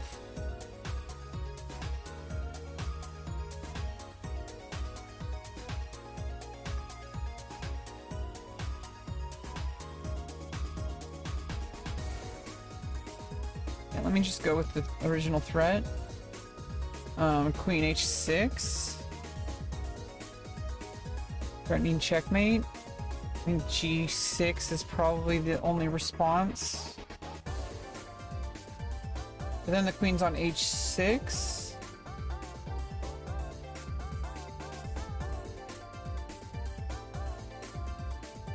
And not defending d4. Then I have to play e4. Or play knight e2, which stops the rook. Yeah, I'm pretty sure. Threatening checkmate. So you gotta play g6. Hey, Abhinav. Abhinav Shukla.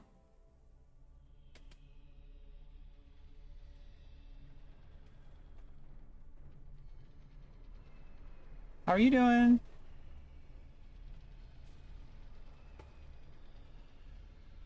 Is it, are you trying to trick me? Are you debating me with your name? Abhinav Shukla.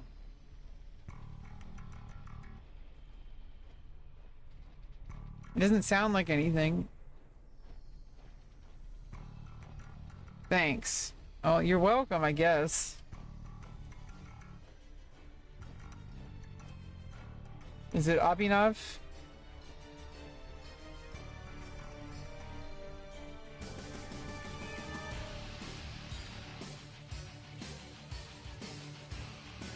Yeah, here's the problem with this.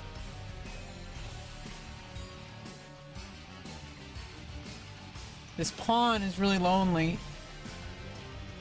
So I need to go back.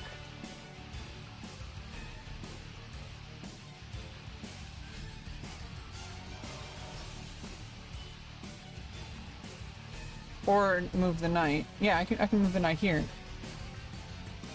Knight b5, defending the pawn.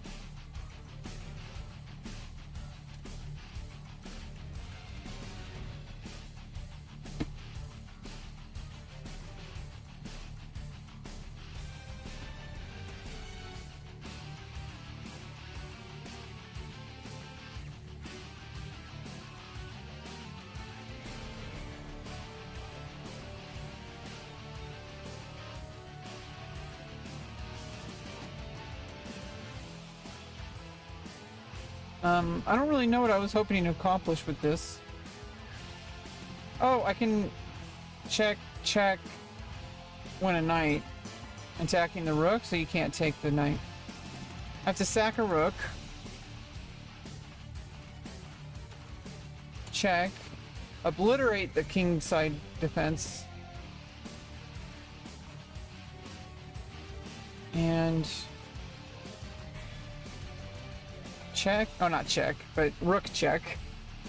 Attacking the rook. Bishop has to move. I gotta check to save the knight.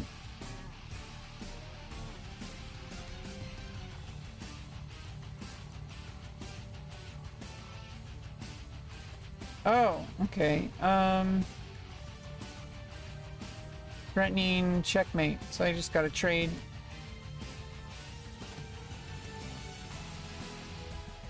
And check.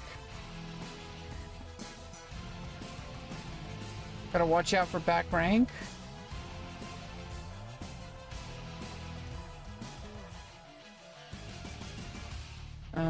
Check. to defend the knight.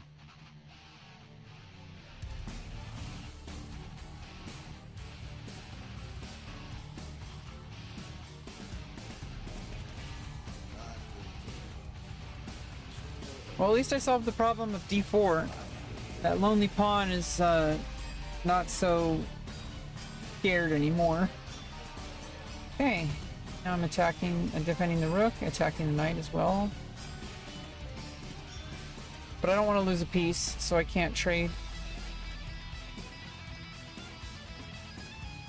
If I win a piece, if black trades. Oh my goodness.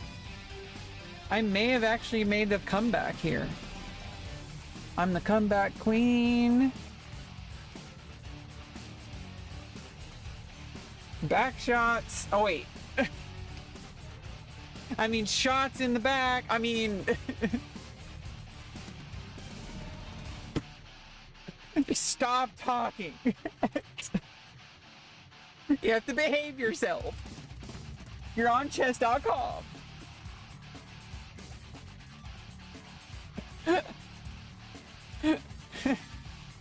Okay, well this is just check winning a bishop. Luckily there's no back rank mate. You can't teleport over here.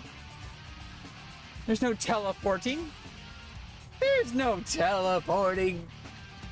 I do have to watch out for back rank mate. I think just playing king f1 once the rook decide. Oh, never mind. You get the knight back. I was wrong. But still, I'm still like not that far behind. And I have a really strong position here. I need to be careful. This is screwed up.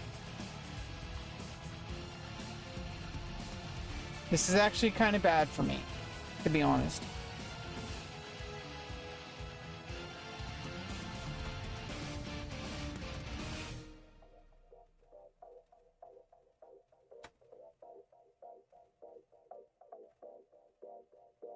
Uh-oh.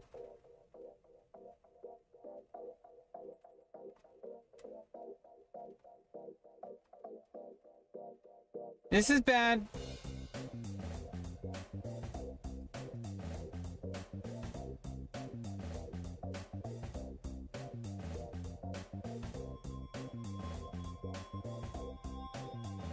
Yeah, this is bad.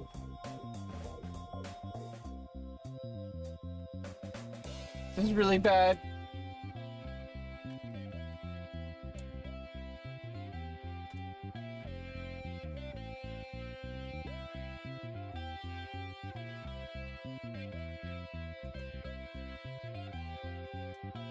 And you're guarding this promotion square.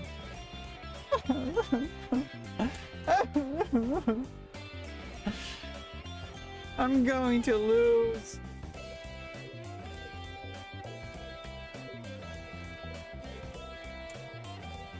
Screw you and the horse you rode it on.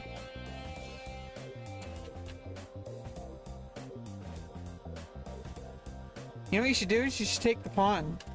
Oh, okay. Never mind. Good, you didn't stalemate. GG. Now where did I go wrong?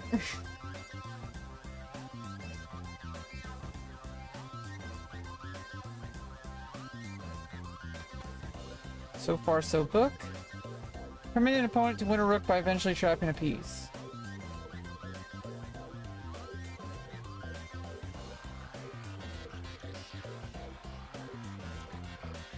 Hey, Simmer Jizzix.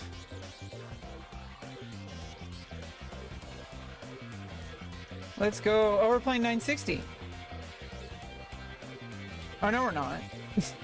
Oh, wait, it might be just 960. We just happen to get the same position of standard chess.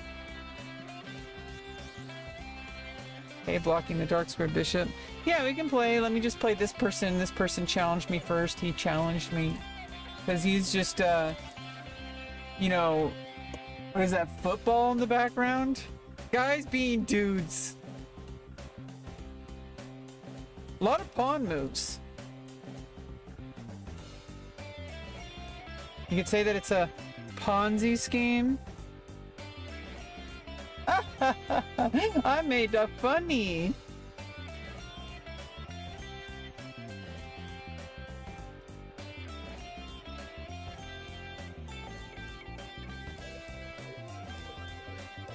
Oops. Whoopsie.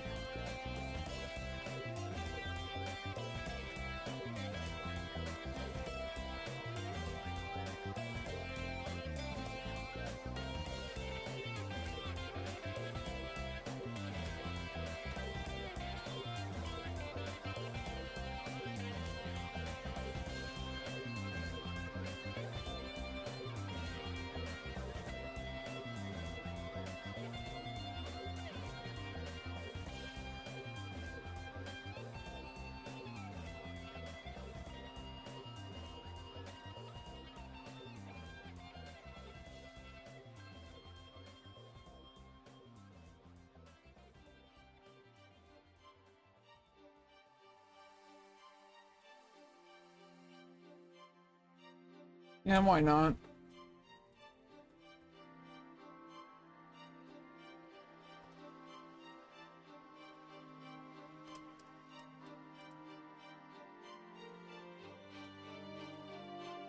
Okay.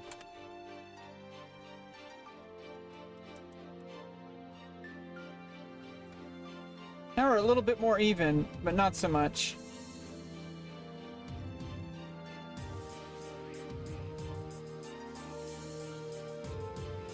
To be blunt to myself,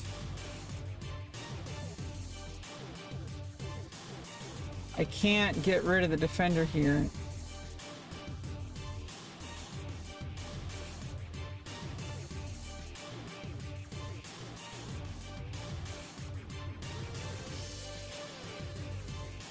How long have you been playing chess? Today? Or... I've been playing chess. I'm 37 years old. I've been playing chess since I was about 6 or 7. I didn't really start studying chess until like 2011 or 2012.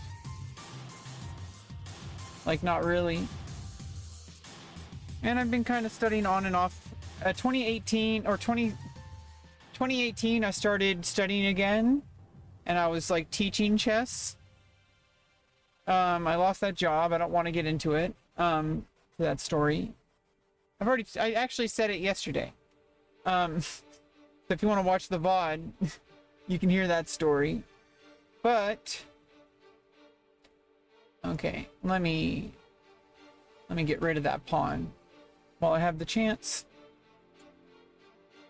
And luckily I'm not losing anything important. I mean, kinda. This queen is gonna come in pretty bad.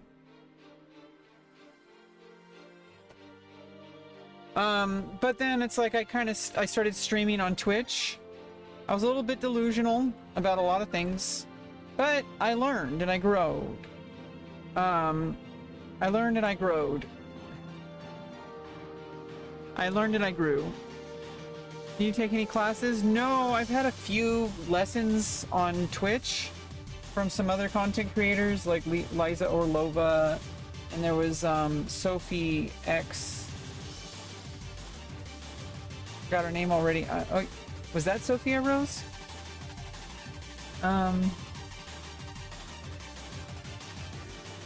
Yeah, they taught me a little bit. Mostly only self-studied. I wish I could afford coaching, but it's really expensive. I paid for a few lessons with Liza Orlova, and she helped me a little bit, but I didn't really follow through with it. I have a problem with follow through. So I have a hard time committing to things, especially if I'm paying money. I really need to keep things open-ended for now. I'm kind of in a situation with my life where I'm kind of stuck. I'm living in the trailer for like 10 years with my dad, and before that I was homeless. And I'm autistic. I have a developmental disorder. And so like I have all these resources coming into play, that are going really goddamn slowly. And like with North Bay Regional Center and North Bay Housing Coalition. And I'm waiting for them to help me get a better life and coaching. I need to get my life to a better place, or everything else kind of falls apart. I wish I could do more. I wish I was strong enough, but I'm just not. I'm sorry, but I need to be humble about this and admit that I have a disability. As much as I would really like to be doing a whole bunch of stuff right now, I can't. And I need to respect that and understand that I need to focus on something different for the time being.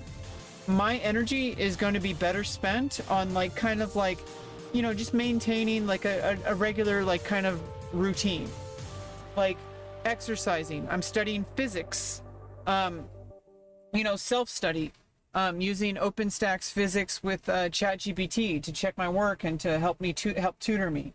I'm kind of a math wizard, you know, from an early age, you know, health and fitness, you know, like those are all things that I can do at my own schedule on my own time. I'm not really focused on building like, you know, I have SSI, which is unfortunately kind of paused because of a technicality that I'm really scared, but they promised they'll resume it. It's just really frustrating, and whenever you deal with like the government, they're going to take forever. But it's eventually going to be back and I'll have my income again. I can't really focus on income. I can't really focus on job development, not without the support of North Bay Regional Center, not without a job coach, not without advocacy, not without some kind of person being here with me to make sure that I succeed. And I need to accept that, because if I keep trying to do things on my own, well, I'm 37 years old. That's how I got here in the first place, was trying to do it on my own. And so I'm tired of trying to do it on my own. I know where that's going to lead. It's going to lead to me being burned out and continuing to be miserable. So instead of going through the same cycle, which would be insanity, I'm doing something different, which is feeling like it makes me feel lazy. It makes me feel like a loser. But I need to allow myself the ability to just kind of hold on for a bit. Yeah, I gave up the rook here, unfortunately. That was the big issue. Maybe just, yeah, the bishop's the best. Protects the pawn. If you take without the knight or the bishop. That's where I lost the game. But even then, I kind of brought it back after a few inaccuracies. Yeah, there's a mistake here. I think just the knight is probably best. Black's winning by like a pawn. It's actually not like terribly game losing for me. I think where I absolutely lost, this is a miss. I guess I could have castled. It's a better move. Okay, yeah.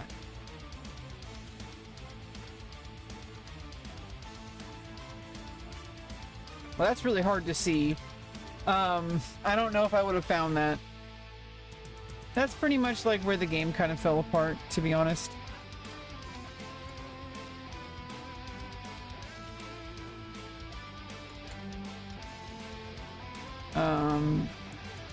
Yeah, just check here. But Black's still winning, like, by a long shot. Okay. Oops. Let's get back to whoever else wanted to play. Don and Ja, do you want to play? Or Dana J? Danon J. Oh, I accepted a game with someone else. I don't know when that happened. Oh, did I just do a random game? Oh well. I think I accidentally just did a random game. It's okay. It's 3+2. Danon, are you there? Bueller?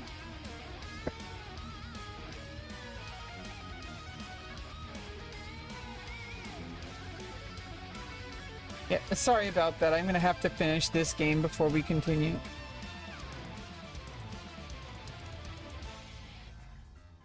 I accidentally clicked too much, too fast. I clicked too much. I went too fast. I think if I just take, it should be fine. A little bit of complications, but it's not the end of the world. Even just going back to King F8, I don't know if I played G6. Be patient. You'll be stronger than ever. Exactly. I am like, now that I have all, I'm going to minimize the chat for a bit because I'm playing a rated game. Now that I'm like, I basically am out of the opening this time. It compared to 2019. In 2019, I had basically just like brought my queen out too early. I'm basically playing. I had my surgeries, and then now I'm like I'm starting to like actually line up my like development. Like if I want to put it in chess terms. Like now that I've like gotten through, like I got all these resources together I didn't have before. You know, I'm like being patient. I'm putting my time into what I feel are like more productive tasks. I may be wrong, but I'm gonna trust my instincts. If the queen takes, then it's no longer pinned, and I would be able to take with the knight. So if I trade queens, then I'd be able to take with the knight. Okay, if I take here, pawn takes.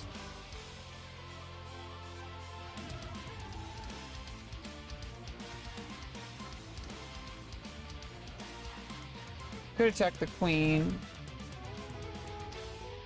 Takes. Takes. Knight develops. I take with the pawn first. Pawn takes.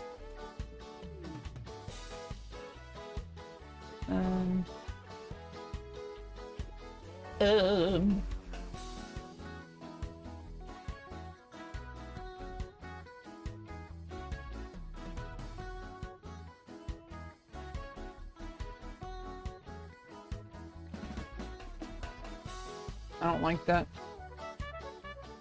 I think just moving the bishop back to be safe, since I don't have much time to calculate. I'm gonna be stronger than ever. And it's so hard to see right now because I'm still stuck in the same exact goddamn situation. But things are different now. It's a completely different ballgame. Completely different ballgame. It's just hard to see. Especially when they pause my SSI. It looks bad because now I don't have an income. Except for whatever I might be able to scrounge up on my own. But I'm not really focused on that. I'm trying to, like, you know, not panic. I have money saved up for a couple of months if I'm really careful. And so I just need to, like, chill. Focus on, like, my health. I got into IRL streaming, which we're gonna... I've been resting a little bit because I've been kind of backpacking, like doing some rucking. I kind of overdid it a little bit. I needed to allow my body to kind of rest and recover. For this past week, I did 3 days of solid workouts last week, so I'm not failing at all. I'm not even missing a beat. In my mind, it feels like I'm a failure, and I think I'm right now at this exact moment training my mind to get rid of that bad habit of insisting that I'm a failure just because I didn't do exactly like the perfect workout, right? Like, I don't want to allow the check here, so I need to move the king here. This is unfortunate.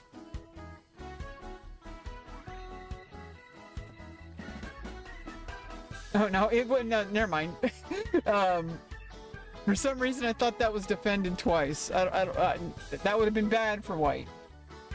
Well, now I can just, I'm just gonna take here.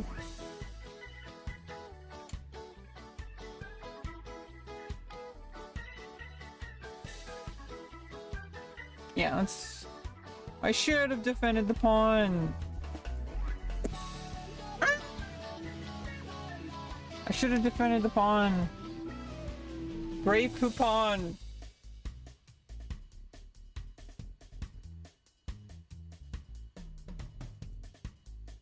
Okay, I need to defend this pawn, of course.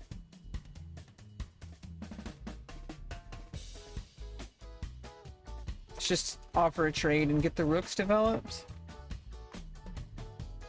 If so.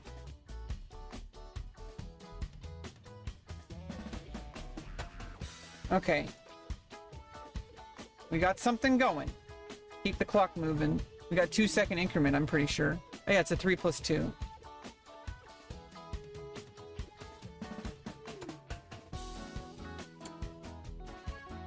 Nope.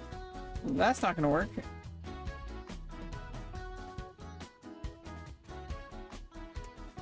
As long as I move within 2 seconds per move, I'm not gonna run out of time.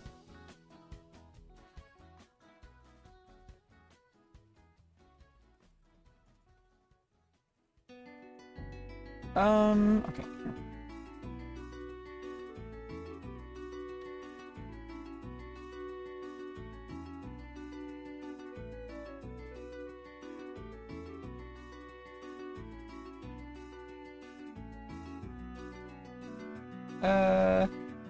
Damn.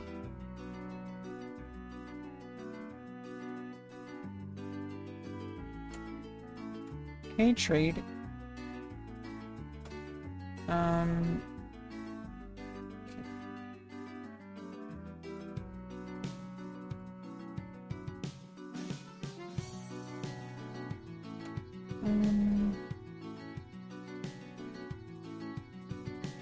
Put the rook here.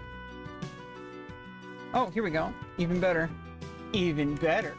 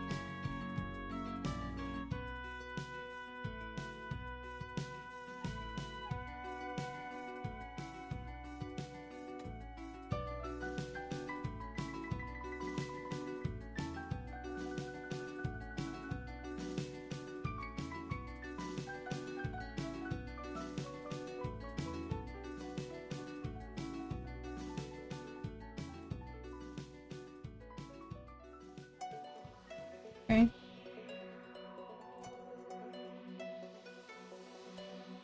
Whoops. What am I thinking?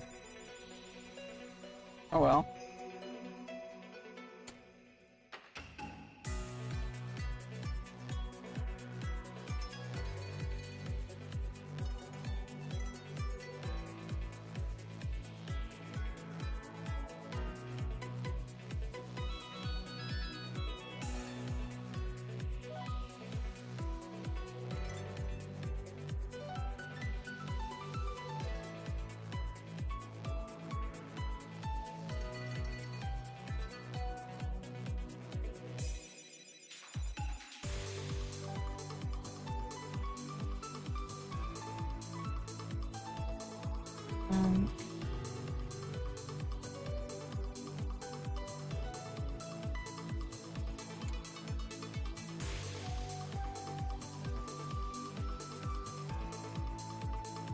I got plenty of time on the clock now.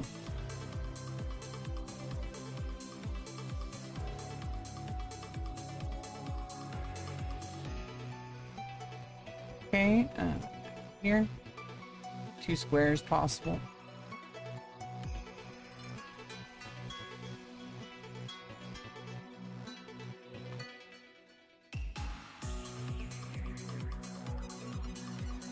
GG. Look at the game review really quick. Hi, my name is Magnus Carlsen, said Magnus Carlsen. Yeah, let's look at the chat. What happened to your dance videos? Boneyard! Relax. Dance videos will come back eventually. We both had one brilliant move, which, let's look at this game first and then we'll... Which move on our game?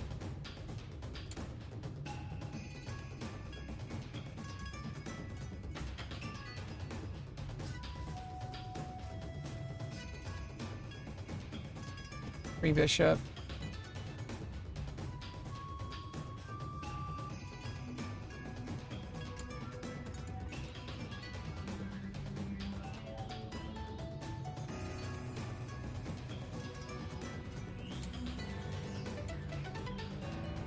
I left my pawn hanging. Yeah, exactly.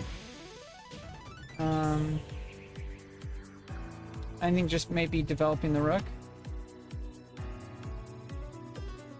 Or up here, yeah.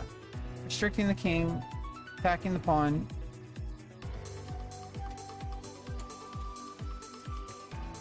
We're now able to win a rook through a fork.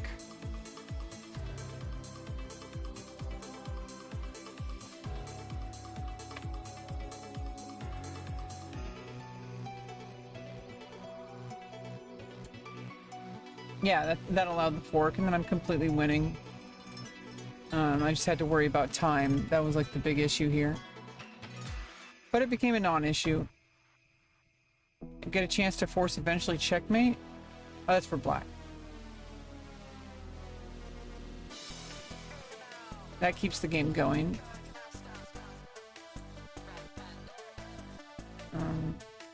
Yeah, I missed the forced checkmate.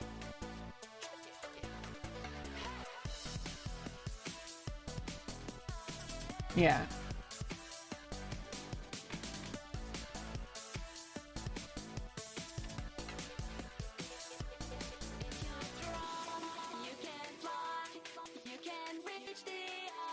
Yeah, there was only one move, and it would have been, would have been check.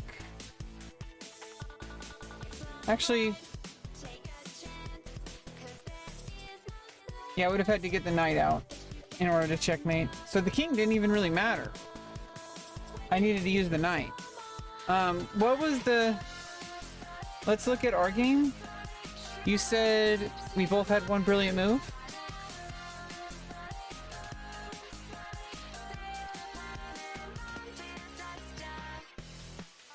Or you mean, or do you mean we already, you're just making a statement. That we did have one. I thought you were maybe meaning that we had a missed great move. Brilliant move.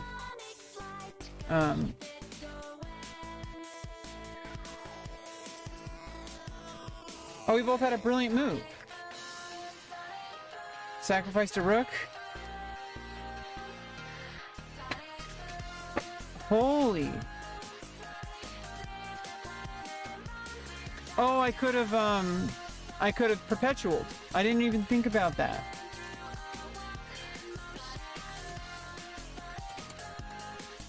Yeah, I made a mistake. The best is to just perpetual. Yeah, perpetual, and I would have forced a draw. You're right. Now where was your brilliant move? Queen f6 here. Ignoring the threat on the rook, a difficult move to see. Yeah, because I have to take here. And then after check. Wait, follow up. Yeah, and you still would have, black still would have been winning. But yeah, I actually had a chance to force a draw after rook takes g6 check. I didn't even see that. I didn't even see that.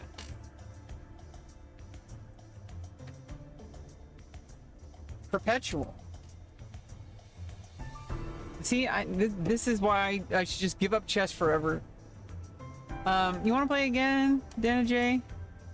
Danon? I keep calling you Dana J, but it's actually Danon J. Is that how you pronounce it? Am I pronouncing it right? Is it Danon J? Yeah, let's play a game. Let's play a game.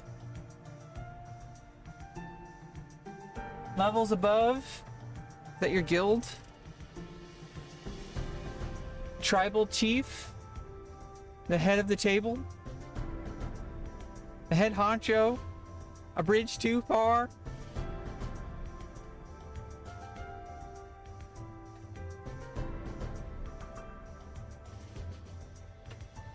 Wait, are you Danny Wrench? Don't lie to me. I've been on chess.com since 2011. You can't fool me.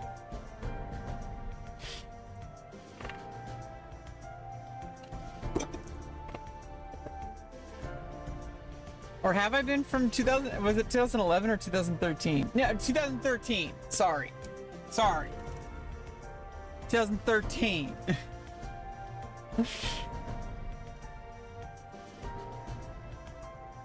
Maybe I had another account in the past. I don't know. I actually am not sure. My first chess account was probably Yahoo back in like 2000, like AOL, like You've Got Mail, like Yahoo Chess or whatever. Or I mean, I don't know. Maybe it was AOL Chess. Maybe it was MSN Chess. I don't actually know which my first chess account was. Although I do know the first one that I was consistent with, where I was actually studying, was in 2010 or 2011. I think it was 2010, where I made an account on the free internet chess server. And I studied a lot on that, using the special client. There was a special client. Why not an improvement? Because I suck. No, because I don't have any coaching. It's the same problem. See, it's the same exact problem from autism issues that is present in literally every single other problem in my life. Is that I need somebody to be here to make sure I go the right direction. Because if I just keep following one direction, I might go the wrong way. And I don't know how to explain it without making it sound like I'm making excuses. Because it's just been a persistent problem in my life that if I'm stuck doing stuff on my own,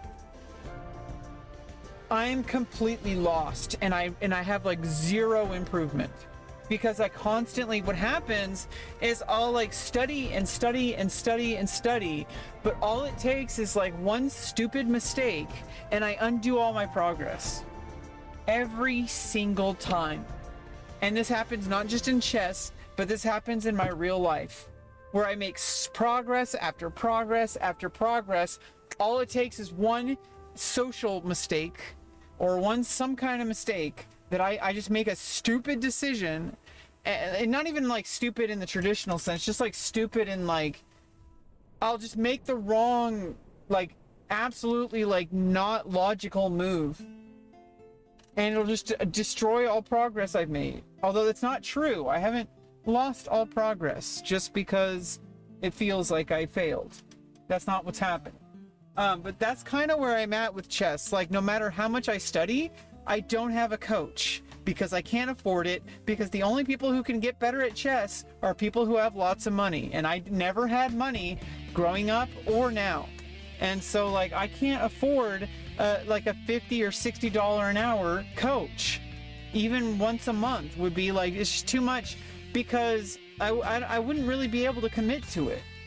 It would be a waste of money, kind of. I don't think so. I don't think it would be a waste of money, but finding a coach is hard. Like I need like a direct one-on-one, like a person that like I can meet in person. That's really hard to find where I live, for some reason. Even though there's like Mechanics Institute in San Francisco, I don't know how to make that happen. Do you understand? Like that's the issue I have. I have like social issues. I don't know how to navigate the world. I don't know how to climb the social ladder. I don't know how to get to the point where I'm having handshakes with people. I don't know how to make that happen. And being an autistic person, being a trans person, it's even further limited my choices. Well, just being a woman in general is just kind of already limited my choices. Being a trans woman, that also limits my choices, because most people probably don't want to associate with a trans person. I'm not just being real. Like, I'm being real here. I know it sucks, but that's just, I'm not making excuses. I swear. I'm just trying to say it how it is. These are real problems I face. That is why I have all these people helping me. I'm not married, no, and I don't plan on getting married. Do you want to play again?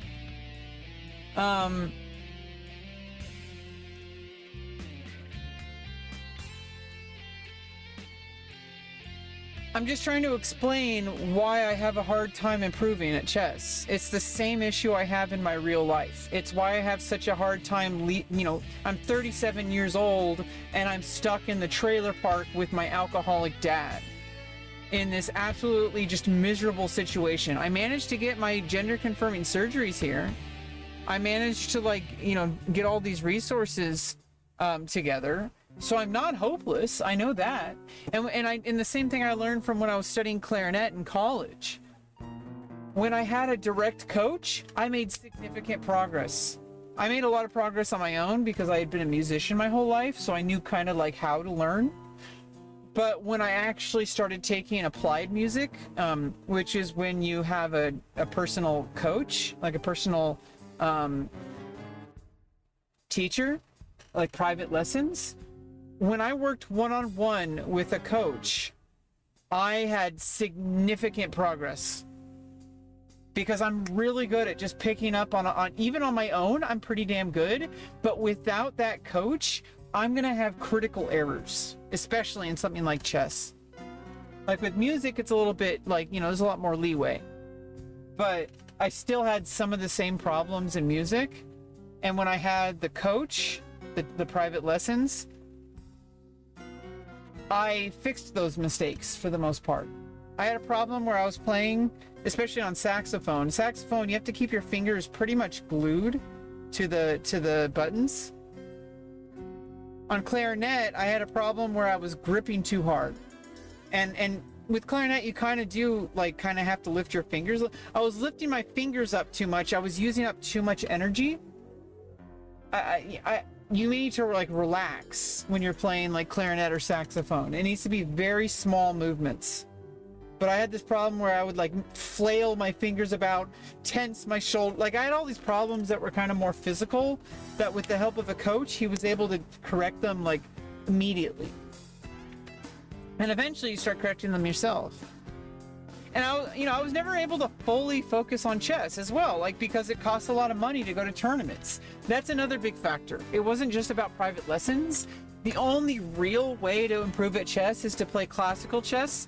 The only real way to play classical chess, I tried playing classical chess on the 45 league or the 90+30 league on chess.com or Lee Chess, or ICC had a team league. There was all sorts of different leagues that played classical chess online. I had a hard time scheduling with people. It became a social problem again. It had nothing to do with chess. It was 100% a social integration problem. And I, over the years, have said, I cannot improve in my life until I fix this problem. And as soon as I start addressing this problem, everything is going to start working out. I swear, trust me. As soon as I solve this social problem where I'm unable to navigate the social world, where I'm unable to navigate all the handshakes you got to do in this life, I need somebody to advocate for me, to pick me up while I try to get stronger at that. And I need someone to open doors for me, because I can't do it on my own. And I need someone to say, hey, here's some resources. And that's what I'm waiting for with North Bay Regional Center, and they're taking forever. And so that's kind of where I'm at. It's the same problem, and I know exactly what needs to happen, but it's not happening. And that's why I'm frustrated. That's why I get angry. That's why I've shouted so many times in the past. That's why I've gotten canceled on the internet before, is because I'm stuck in this situation. I know exactly what needs to happen, and nothing is happening to do it. And it makes me so angry that when you know exactly what you need and you can't get it. It's so frustrating. If I marry someone, there's always the possibility they're going to change their mind. That's the problem. I have to have a solution that is not reliant on some kind of romantic relationship. Because then it's I have to glue myself into a relationship, even if it's an abusive one. There's all sorts of issues with finding solutions that rely on other people in that kind of capacity. I need solutions that involve contracts, not a marriage, but involve actual it's take romance out of the equation.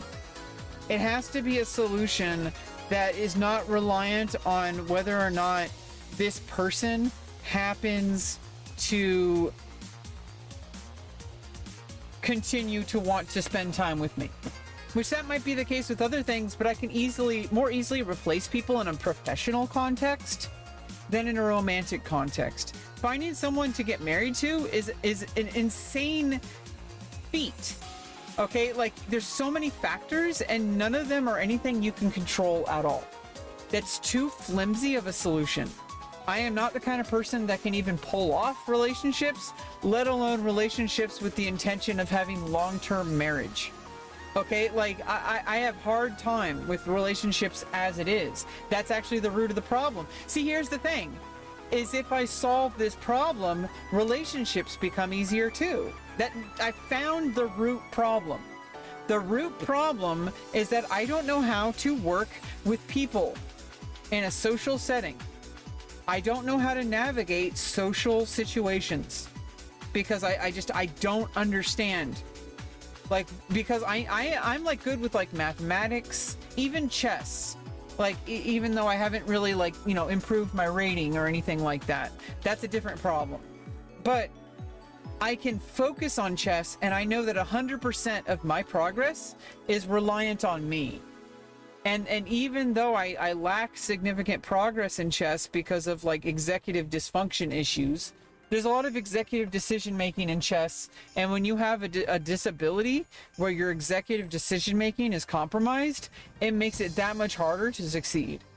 But I love chess, and if anything, it trains me to get stronger at that. So, you know, it's like I could give up or I could try to strengthen it, which is why I play chess. I love chess, and it trains my executive decision making, which is it's actually my worst skill. Chess involves executive decision making, which is my worst skill. I have made some terrible decisions growing up. Okay, I'm 37 years old. I have made some terrible decisions. And I don't want to elaborate. There's too many. And some of them are, you know, not something I should share on stream.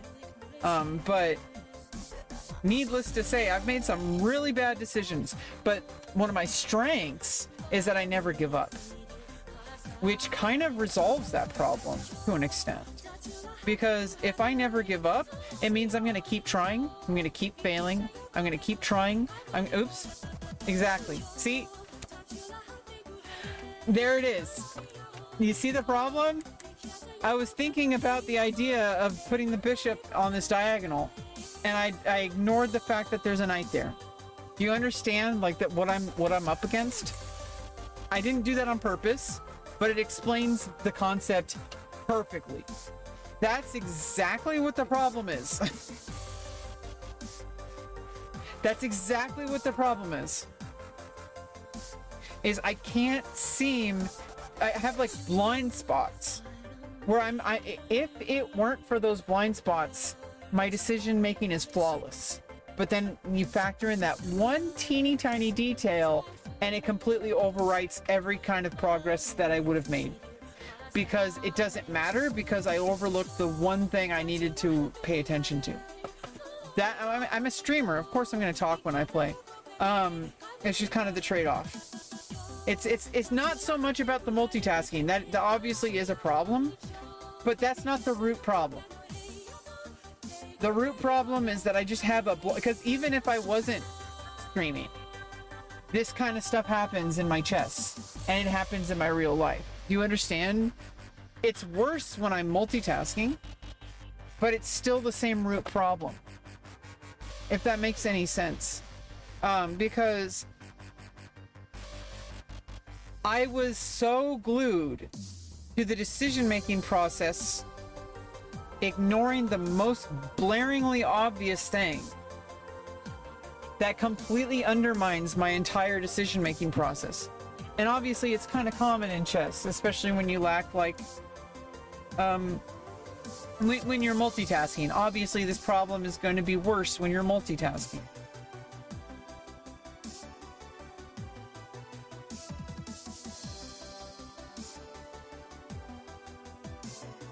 Plus, I've been playing for 2.5 hours. That's another factor, is I'm kind of fatigued. That's another factor, but that's not the root problem. Do you understand? Like, I could mitigate the problem by, you know, ending the stream and taking a break. And, you know, saying, hey, I played enough chess for the day. This might be actually the last game I play today. I think so. Because I'm kind of at the point where it's like been 2.5 hours and I've been doing nothing but chess the whole time. And I think I need to focus on long-term development rather than starting to trade. I'm down materials, so I probably don't want to trade. It's hard for a lot of people to understand because there are also other problems compounding the issue, like talking about something that's unrelated to the specific game. Yeah, if I really wanted to win, if I really wanted to put 100% focus on the chess, I could, but I'm trying to explain something for the stream as well. I have to factor that in because I'm talking to the VOD, right? I'm talking to you and I'm talking to the VOD. I'm trying to develop something in my stream persona, right? Like I you understand there's like multiple things going on while I'm streaming, and that I don't want to explain all of it because it's like I have my own reasons why I talk about the things I talk about. And I'm also trying to illustrate like exactly like what the problems I face in my life outside of chess that are the same exact kind of problems that I have in chess. The biggest one is that I just overlook blaringly obvious problems. And I just plow forward when nothing I do will overlook that single problem. And I do this in social situations. I do this in like technical situations, but the solution, a huge part of it is just technical expertise, practice. The more I practice, I kind of just brute force my way into just getting better at it on average. It still doesn't solve the root problem, but if I solve the other problems around it, it kind of boosts me up. And I don't know how to solve the root problem. I still don't. I've been going to therapy for 6 years. I've been trying to get these resources that I talked about. They haven't really started yet. I had like an ILS coach for a time, but then he quit. Because he didn't want to work with me. Because I had personality issues that he didn't want to deal with. And he said he wasn't going to give up on me, and he did. And it's not his fault. But I really wish that he didn't give up on me when I needed him. I've needed him for a while. I wish I had somebody helping me while I'm waiting for all these resources to start. But oh, were you just gonna give me a rook? Is there like a check or anything? If I take the rook, well, I can always just save the queen.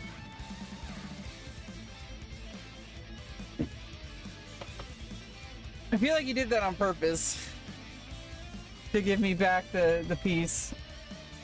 I gotta be really careful though. See, if I just move the queen back and I get the knight here, I don't want to allow the bishop to come in and to attack the pawn. I think I should just take the pawn here. Well, I guess you're gonna take the pawn anyway.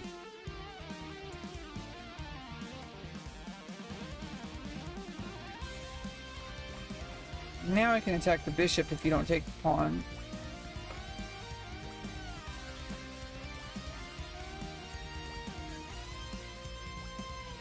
Okay.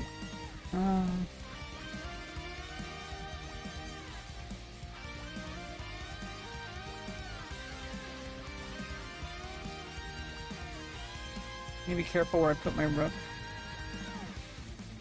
Put on dark squares. Because the only way to come in with the bishop is guarded by a queen.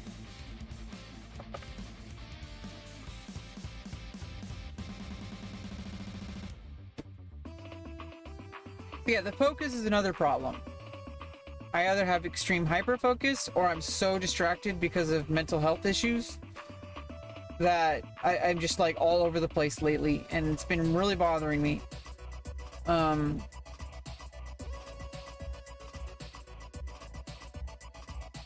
I'm also being kind to myself and like reminding myself that right now, like, things are not ideal, and okay, I need to deal with this.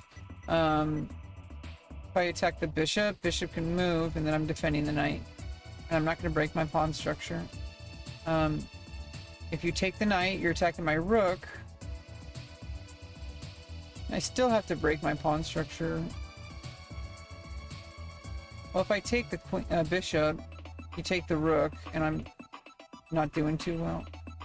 I still think it's better to do this, but I think I have to take with the pawn. But I have a little bit of tempo, even though I exposed my king. Okay, here we go. Let's just double up. I need to do something. Oh. Yeah, you're threatening. Need to get the king out of there.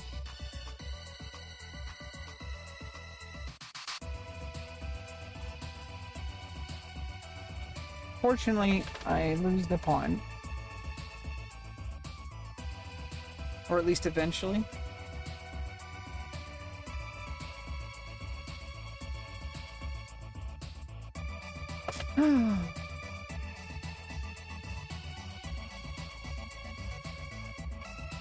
I don't want to just take the pawn. I need to keep something.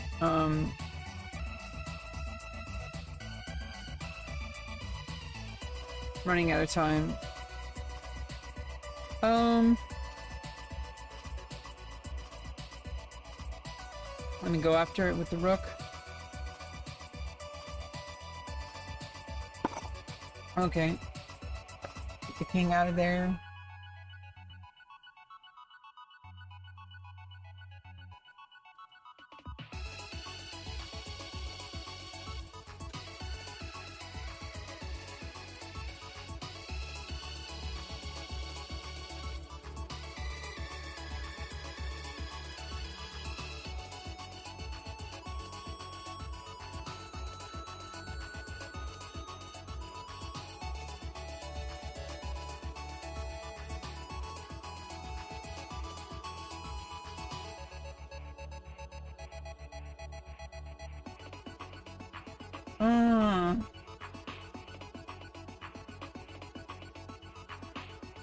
Yeah, I forgot checkmate there. I needed to just stack the exchange.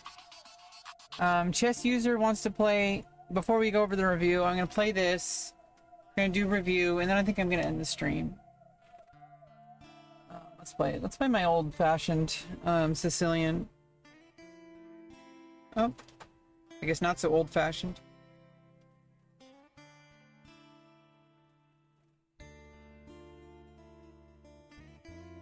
Just going to a French style position.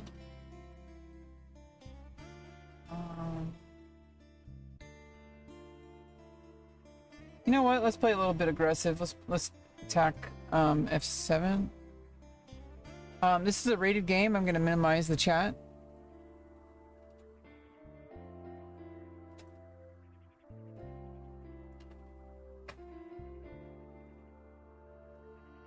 I think putting pressure on F2. I can double up pawns. Oh no, the bishop would develop. So I think getting the knight out, I can take with the pawn. And then I kind of have a better pawn structure. Okay. And then just keep the knight here. For now. Well, I could have put the... Oh, I should have put the knight on E4. And then... But then that would have risked en passant. And then the knight would be undefended.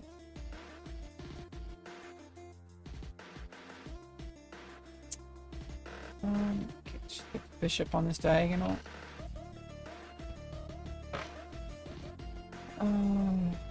Let's get this other bishop developed.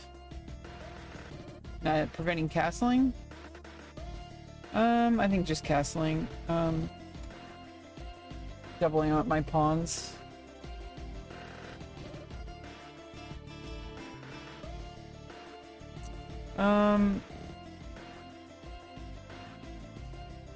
Doubling up pawns. Getting the rook on the file. Attacking the pawn. Okay. Well now... Can't do that just yet. Let's just go here. Attack this pawn. Well now, just check. Win a pawn. Go back.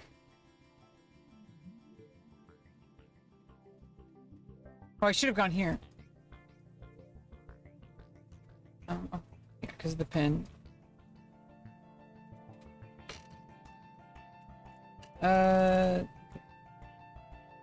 Just go back. Let's check. Just trade. Simplify. I'm up 2 pawns. Just play it safe. Let's trade. Play it safe. Okay, I win a pawn.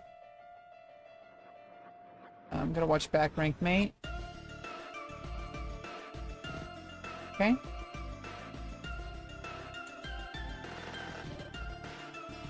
Spending the pawn.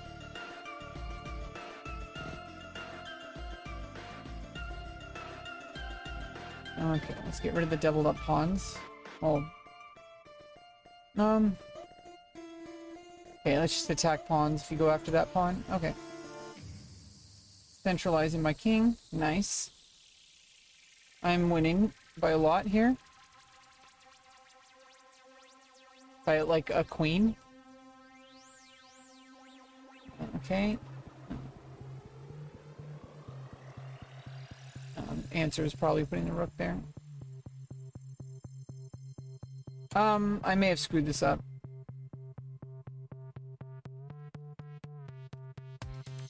Yeah, I'm gonna have to focus on promotion now.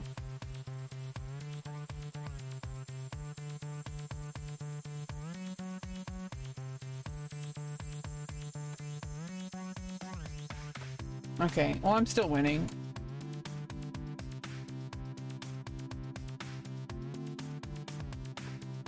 Oops! What am I thinking?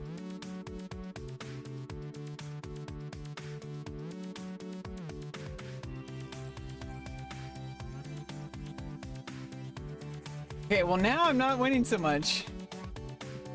Yikes. I think I can still do it. I got 2 flank pawns.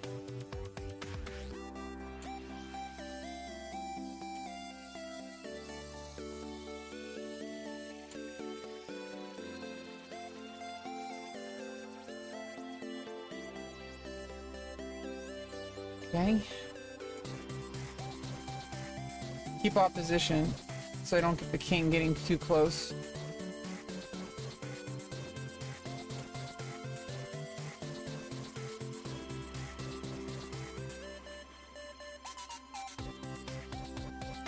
Okay, well now...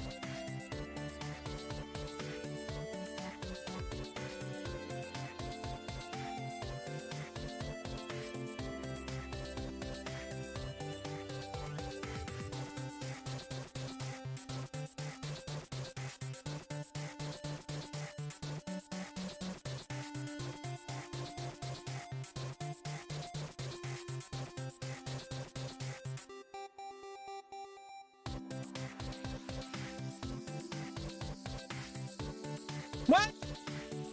Oh no! I did it again!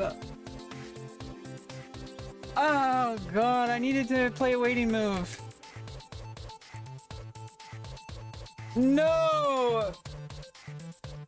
Oh no, I did the stalemate. I was too close to the corner. We need a rematch. Okay, let's go.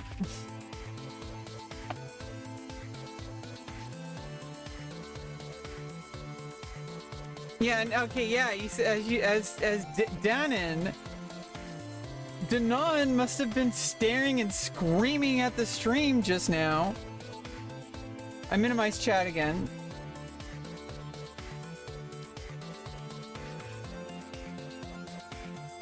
Okay, let's go with this. I should have taken the knight. Huh?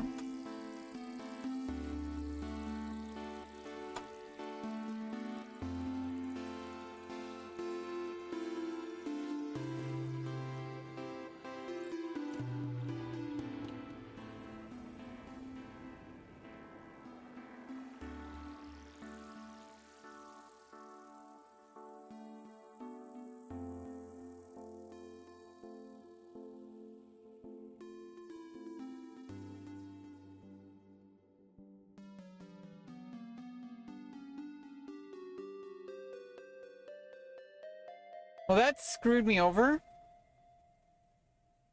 That, like...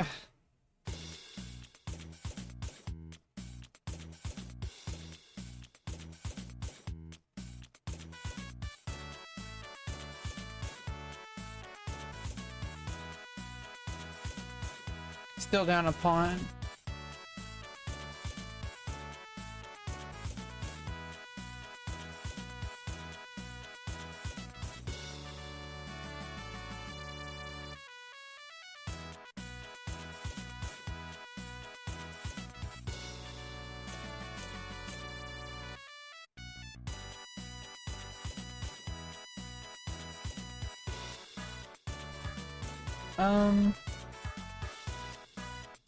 Let's attack the knight first, then go for the pawn. At least get a pawn back. But I don't know if I want to do that, because then it opens up the A file.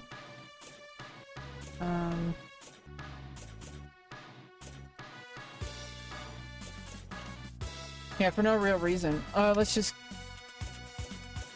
maintain pressure on this long diagonal.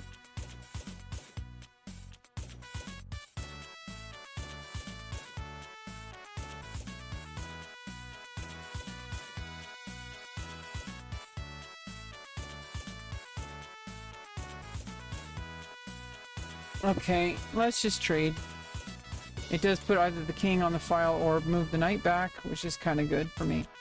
Get a little bit of tempo. Bishop is stuck defending the pawn until there's a resolution to that. Okay, let's get the pawn there so I can have a nice little outpost. Can't en passant that way.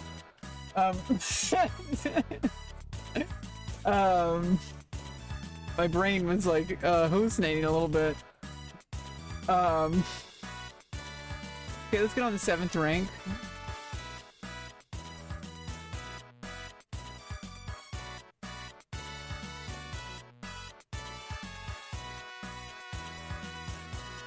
Let's get the king out.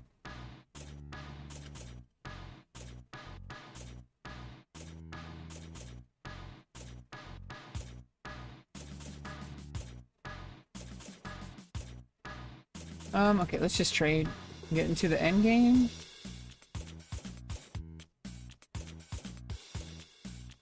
Okay.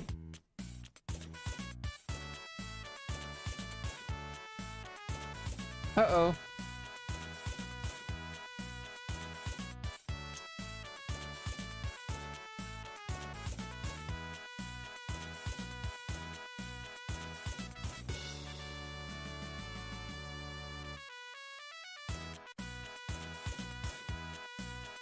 Uh-oh.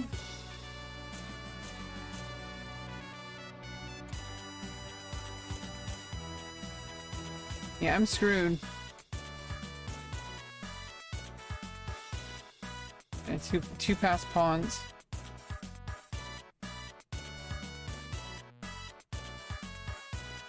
Now I have a passed pawn. Not that it's gonna do me any good. Exactly. Now the passed pawn is gone.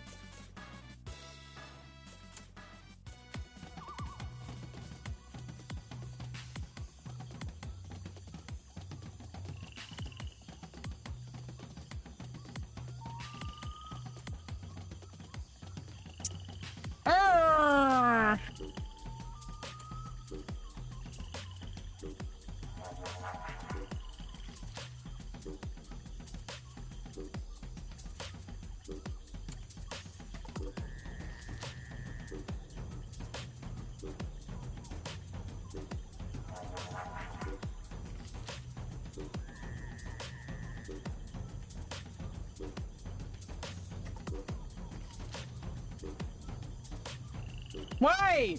Why didn't I take the pawn? What?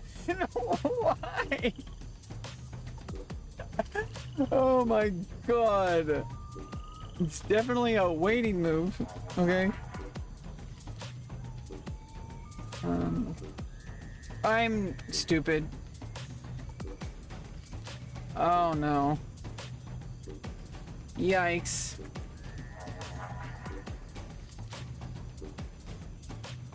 First of all, I think the book move is to move the knight here. Not sure. Or take with the bishop here.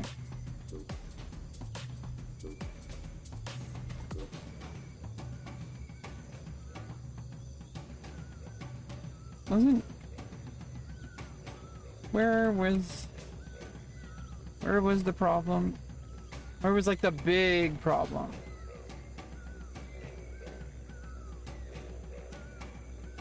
Yeah, allowing. Yeah, that was too. I should have pushed the pawn here. I think that would have made all the difference. I could just pick off this pawn,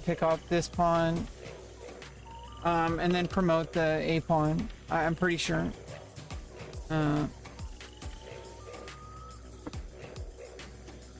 Well, black's still winning here. Never mind. Okay. Oops. What was I was gonna review our game. Any final words? How many opens do you know? Like 0? No, I know it, but I know a lot of different like opening ideas, but like I focus most of my attention on doing tactics ever since, and also I'm a bit rusty. I haven't really dedicated myself to chess for like about 2 years. The last time I really dedicated myself to chess, I found out what was working and what wasn't. What was working the most was doing chess puzzles every goddamn day. And I, you know, just doing actually like the best one I was doing was going into puzzles. Here, let me just show you. Going into puzzles, custom puzzles over here. The best thing I possibly do, go between between 800 to 1300. Which is like a few hundred rating points below and above. Just do basic like fork double attacks, mate and ones, and pins. And I would just do the absolute basic of the basic puzzles, and or even just doing mate and ones. Just doing like 100 to 200 mate and ones, just to. I was really drilling out the muscle memory of like being able to spot what a mate and one looks like, just like passively, like over time, just doing hundreds of mate and one puzzles a day. But like, you know, in general, just doing fork fork pins and mate and ones.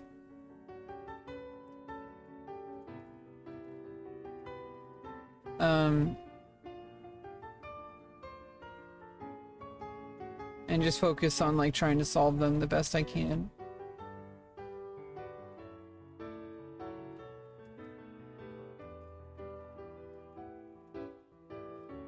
So, black to move. Yeah, attack the queen and the rook. After take the bishop. There's no real useful check because of the rook and bishop and king defending. Queen moves somewhere. Where's the queen gonna go? Maybe queen e2 to double up the rooks and also to allow the b4 push. What? Do I need to deal with something first?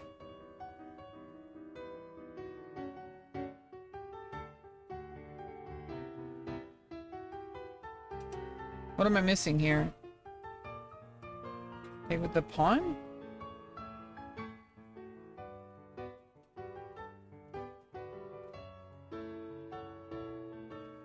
I mean, that opens up for rook d2.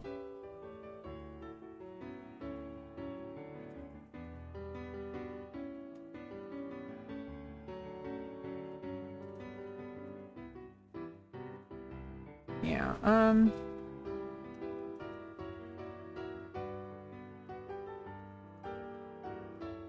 Well, first of all, I could just win a rook here, but if there's something better,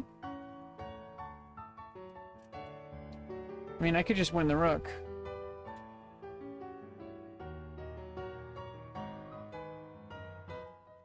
Oh yeah, and then there's a double attack with check.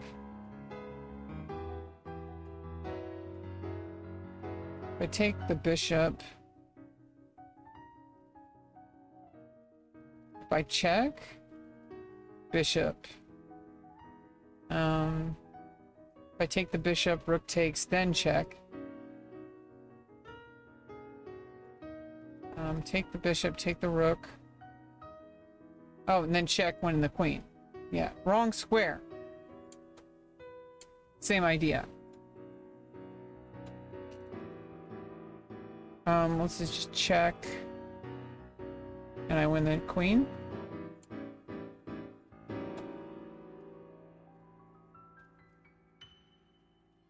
Check, rook comes in. I do have perpetual.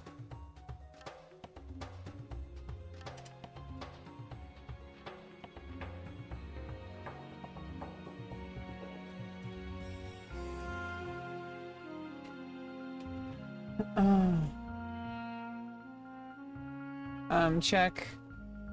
Queen A8.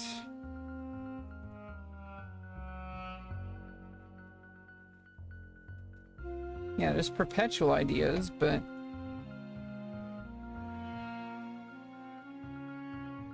okay, I'll accept this. Let me solve this one puzzle first, chess user, and then oh, and then I have the bishop. Check. And then knight comes in, and then checkmate.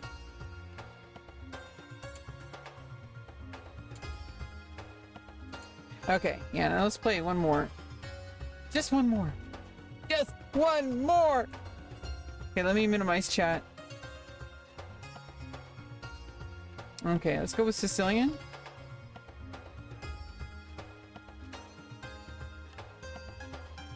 I'm just gonna go with, it's the Bowdler attack. I'm gonna go with the old Sicilian. It's just...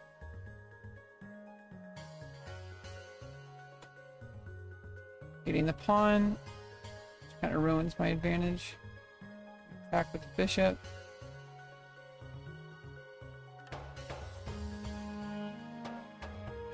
Well, that's a free queen.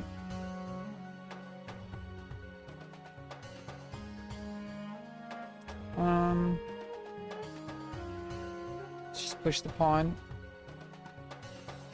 And then push this pawn. Strengthen the diagonal. Yeah, definitely, let's play a rematch. This is the last one, I swear.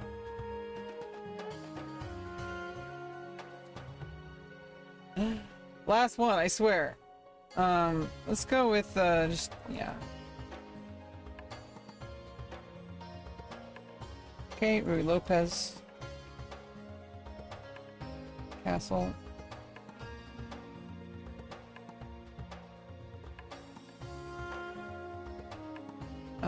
Let's change things up.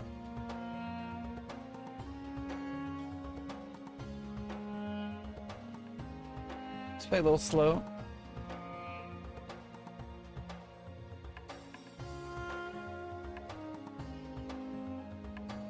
Let's just kind of put the bishop to the question. Okay. Nobody expects the Spanish Inquisition.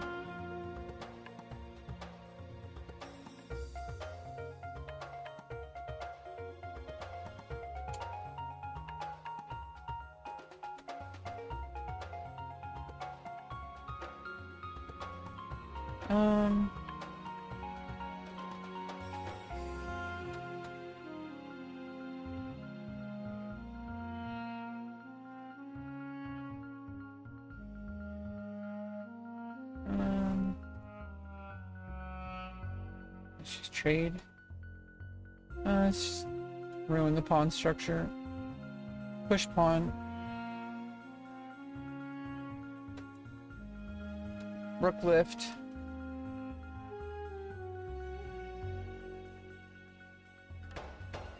Double rook. If king comes out, make a pawn wall.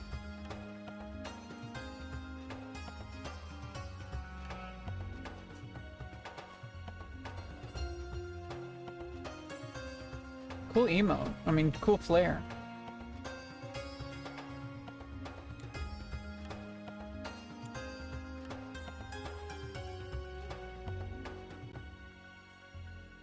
Oh, let me switch back to normal mode.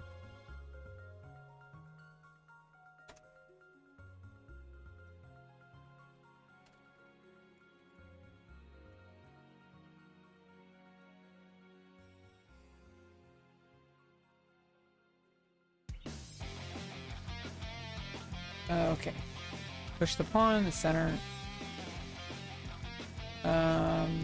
How confident am I in my endgames? Okay. Let's get the rook.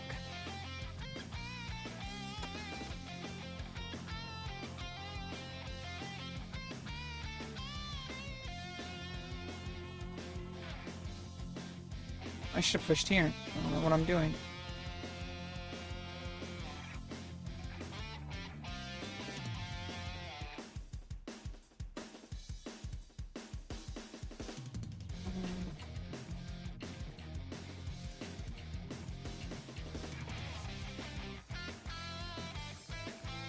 Check.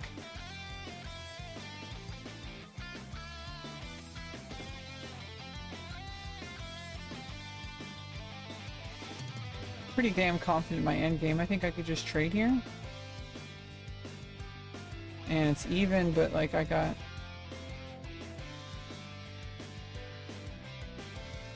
Let's just take this way. Let's get rid of the rooks. Okay, I better be confident in my endgame here.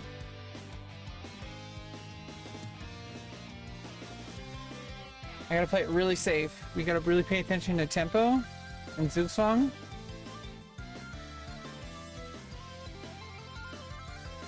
Okay.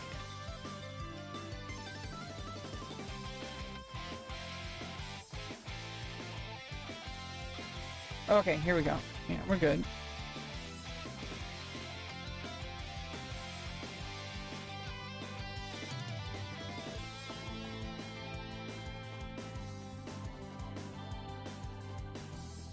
GG.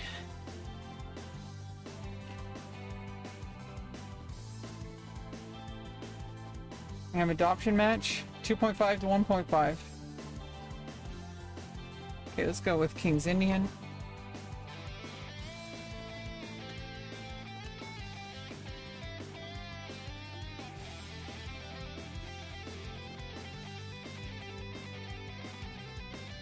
There is a kind of weakness here.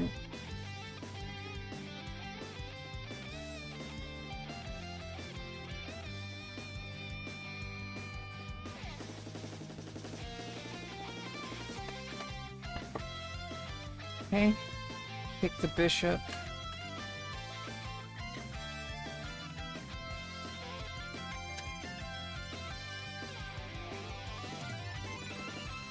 Okay, lock down the pawns.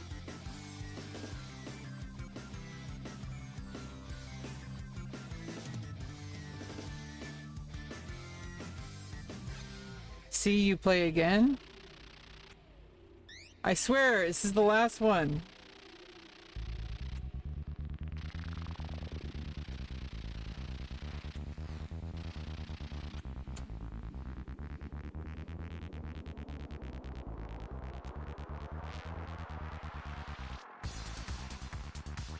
Oh, here we go. Got a fork.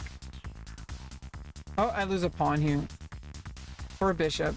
Oh, no, not for a bishop. For a rook. Oh, here we go. Yeah, there we go. There we go. I knew there was something preventing that. I do lose my ability to castle.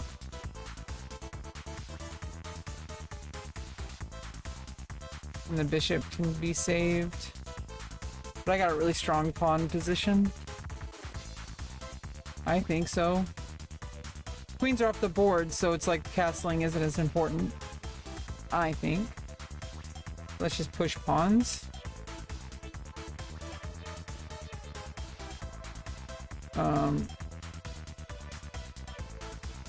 Okay. Opening up the pawn chain. Separating my pawns.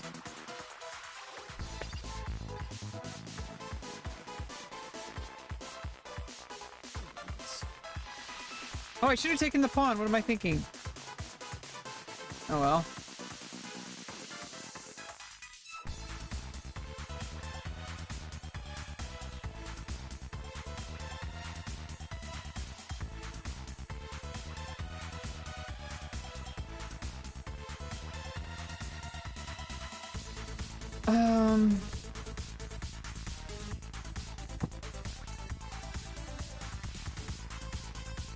God damn it.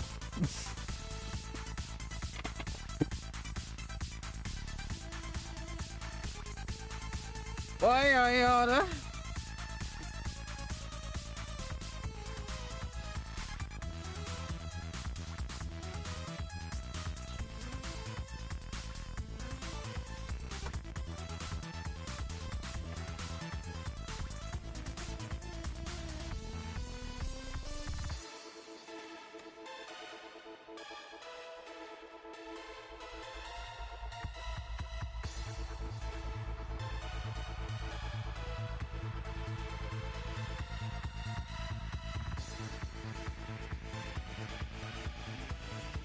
Oh, the knight.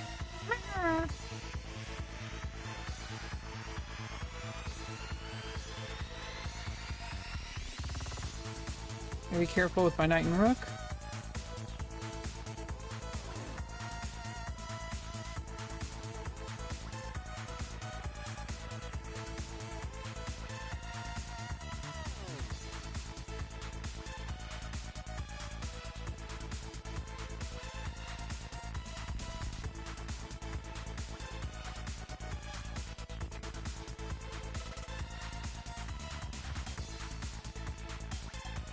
I guess he did expect the Spanish Inquisition.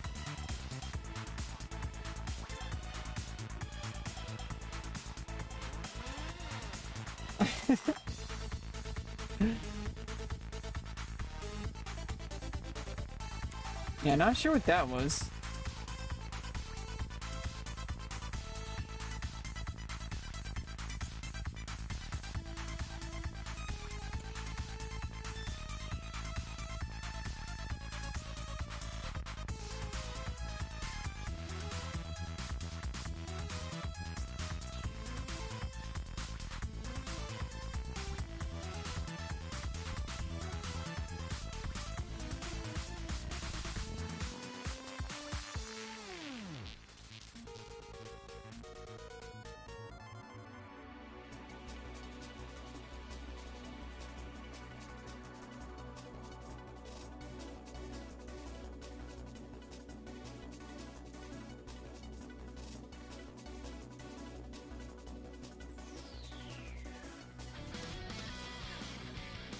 Uh-oh.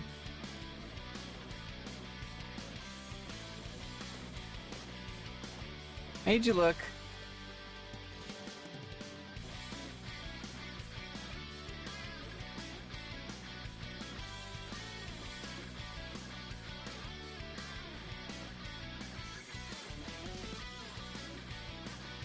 Oh no! Oh. Oh! Never mind.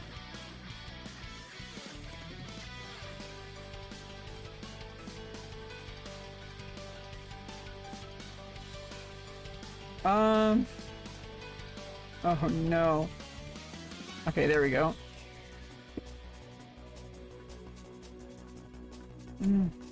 Yeah, I don't know.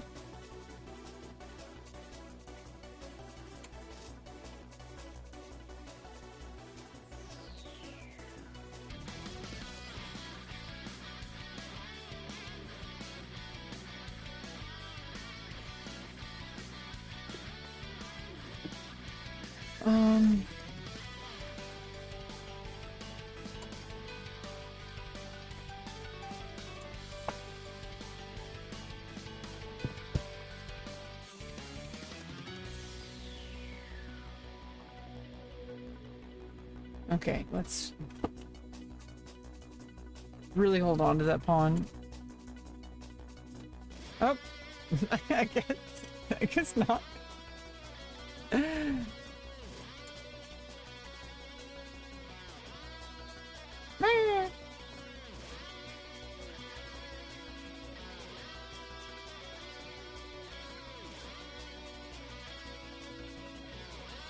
Why did I allow opposition?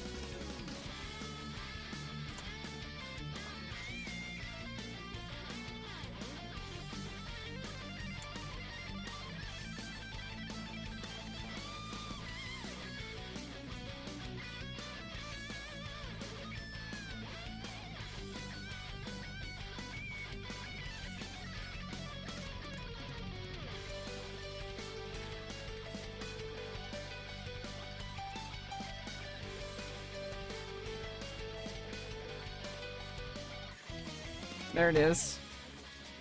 Oh, okay.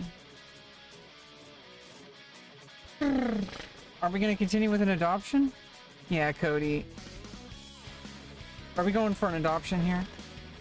2.5, 2.5. Okay. Nobody expects the Scandinavian. Scandinavian over there in the corner.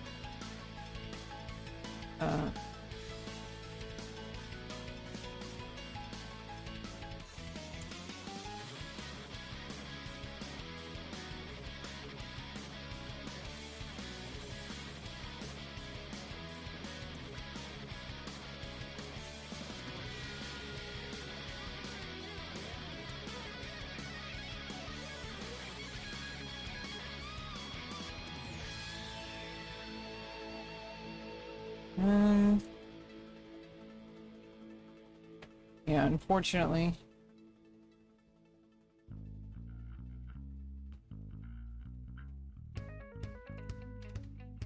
Queens are off the board, though. Let me minimize the chat. Okay,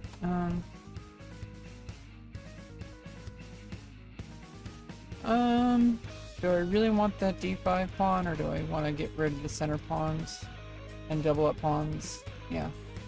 Or not, I guess not double up. Okay. Put pressure on the file. Castling into check. Bravo. Bravo! You did it. You actually castled delivering check. That is beautiful. That is art. That is actual art. Okay, here we go.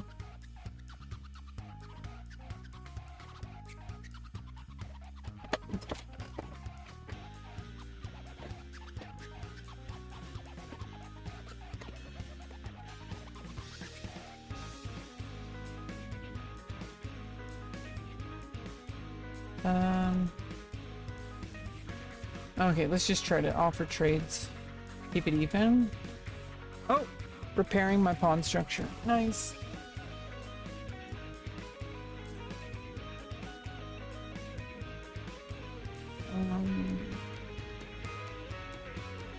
Let's get rid of the knights. Let's attack pawn.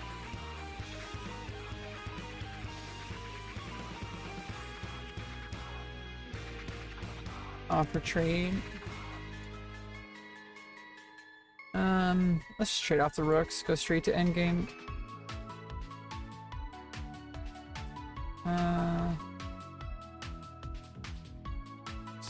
Play here.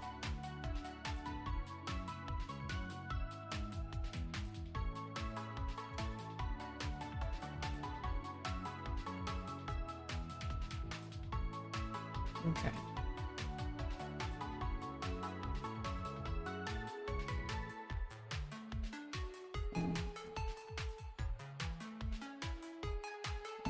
Okay.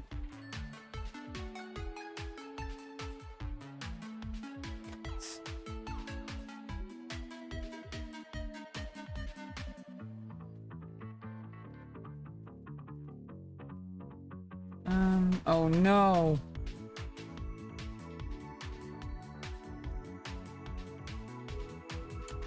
I think I'm fine.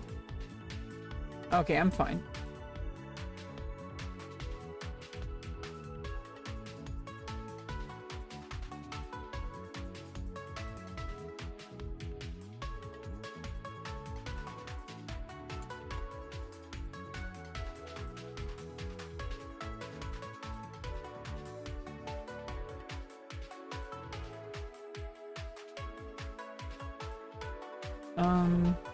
Okay.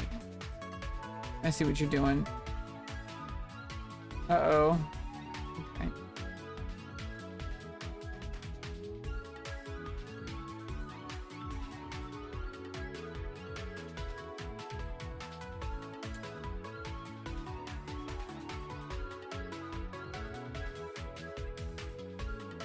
Yeah, I'm losing. I think.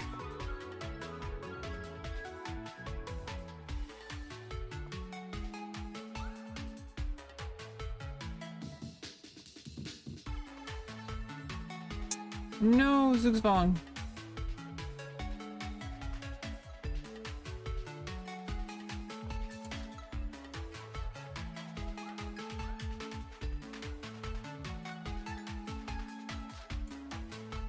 Well, first to 10 wins is the winner. Or first to 10 points. In the adoption match.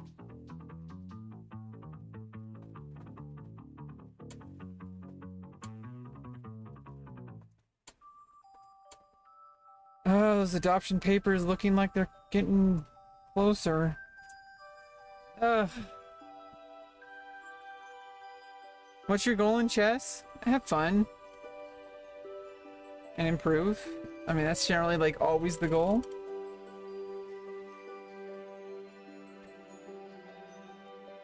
Potentially help other people learn. That's also another goal. Like, even if I suck, at least somebody can learn from my suckage. Right? Like, what not to do.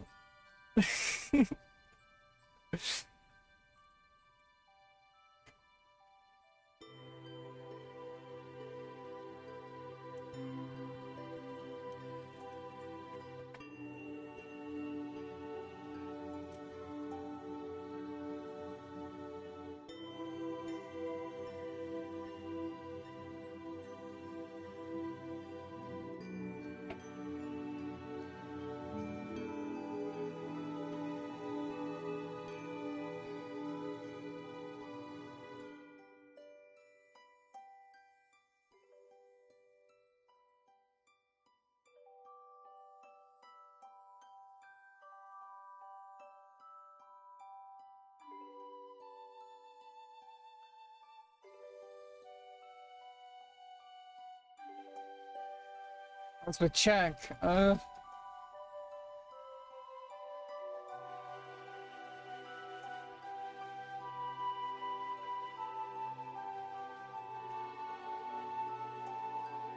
gotta defend C7.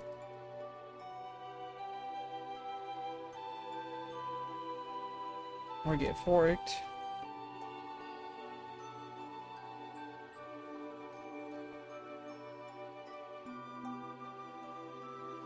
Here we go. Yeah. Whoop.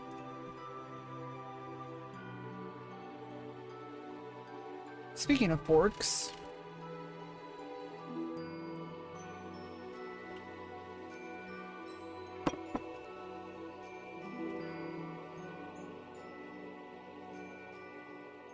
Oh no.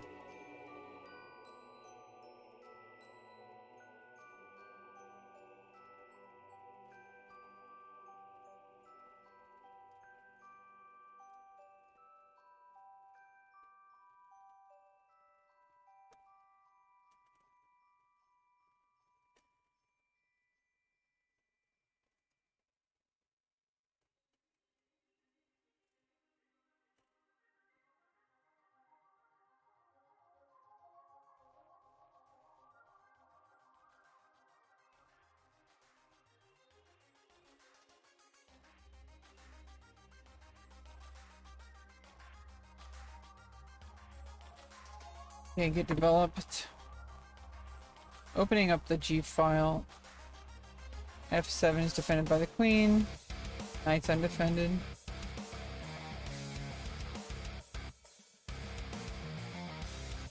Knight's hanging.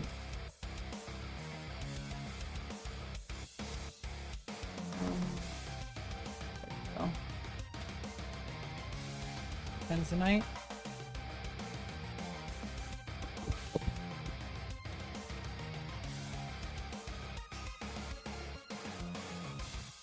That doesn't. Trade. Trade. Attack the pawn. Ruining the king side. Okay. Check there.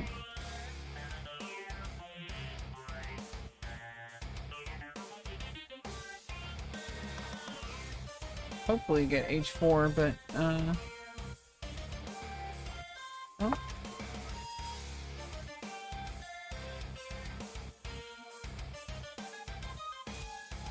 Knight's defending. Okay, I didn't accidentally misclick that. That would suck. Push the h4. No bishop outpost.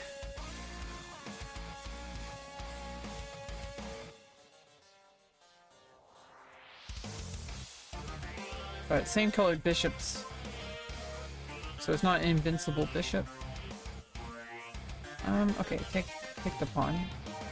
Take it upon yourself to take that pawn.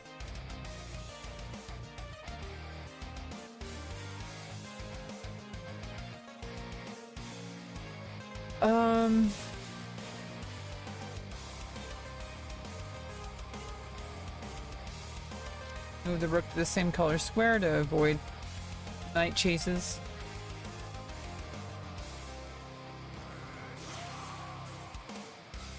I guess not invincible.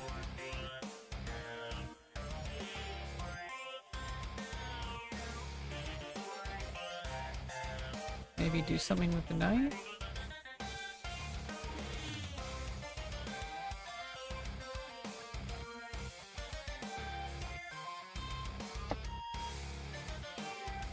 I wonder, I wonder.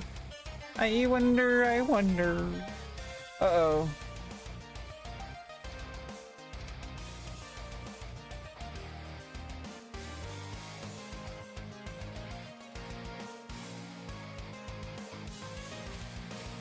Okay.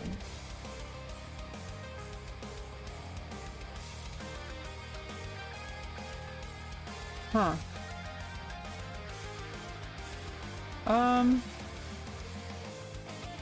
Yeah, I gotta watch out for this square. While these rooks are set up that way.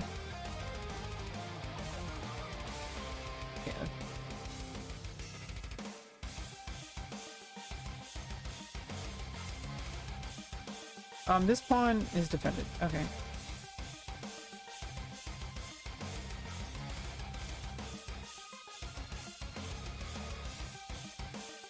Okay.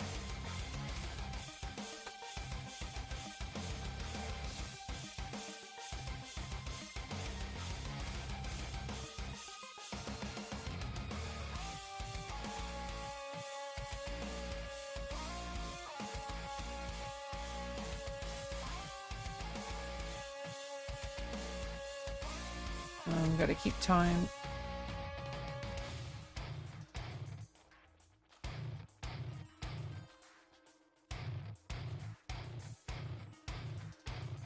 Uh-oh.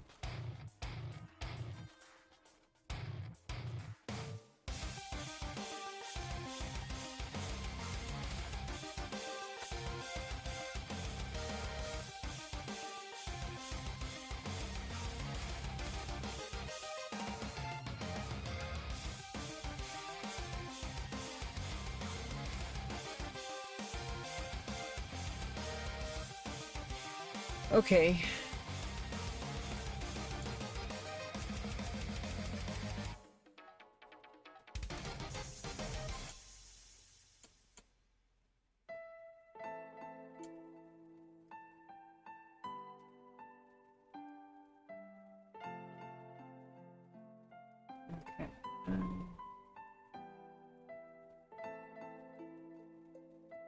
Uh-oh, I screwed up. I shouldn't have moved that.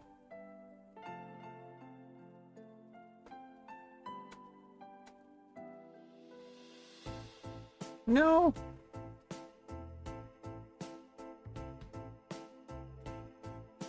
There goes that pawn.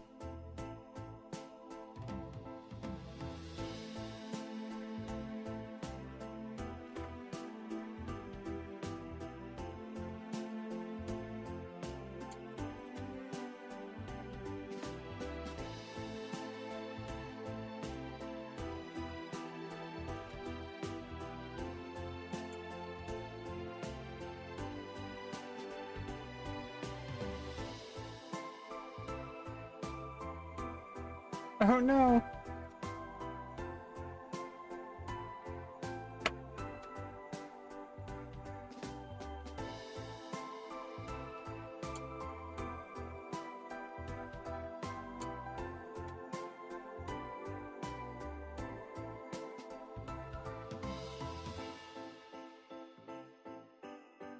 Careful.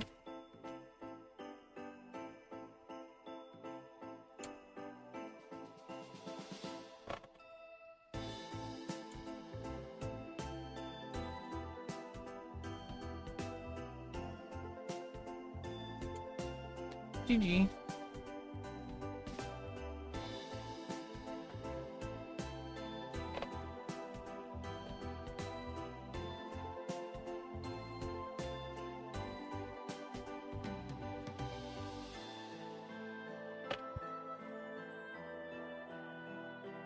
Okay, 4.5 to 2.5. Not over yet. Just need to win 7.5 more games in a row, pretty much.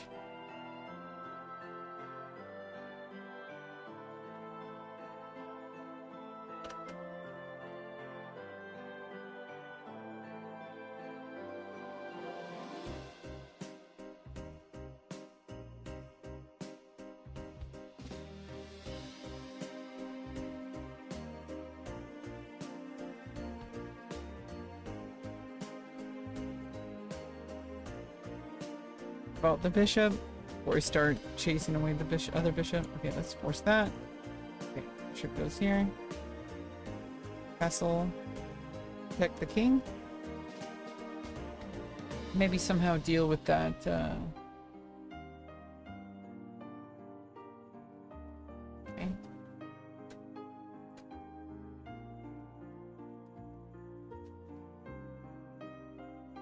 Uh-oh.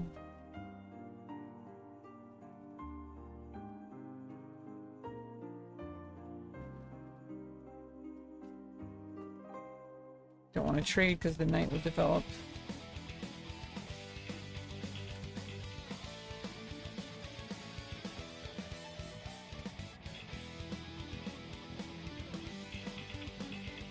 Playing defensively, which isn't too much in my favor.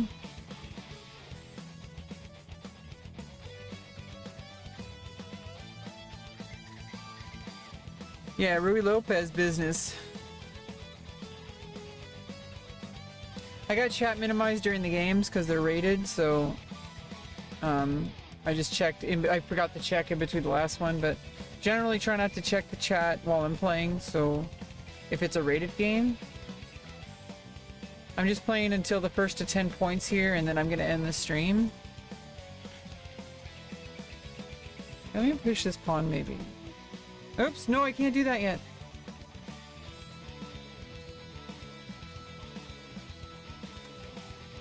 Whoops. I had to do this first. Why should I move the other rook?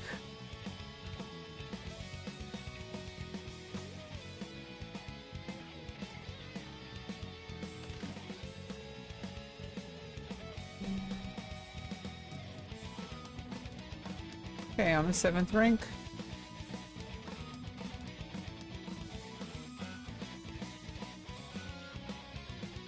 Oh no!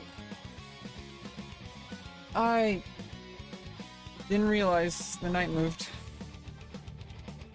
Whoops.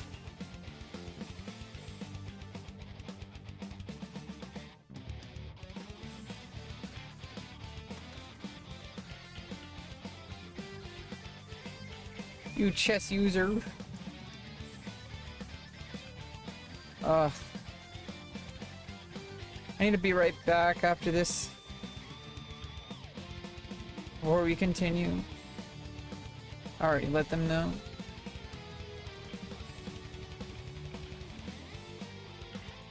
We're on the communique. We got like, I got a secret phone call I made. I mean, in chat. I mean, literally in the chess.com chat. It's not that deep. I'm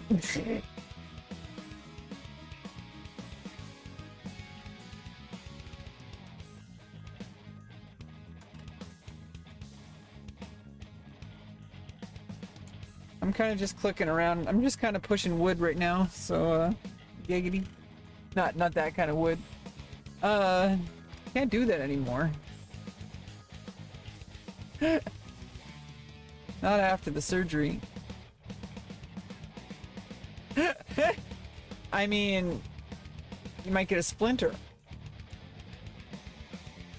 That's why we switched to plastic.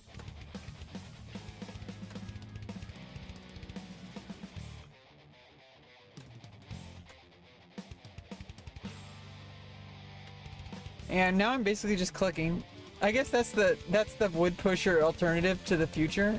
I mean, the modern day wood pusher is the mouse clicker. Well, Neuralink is gonna be the...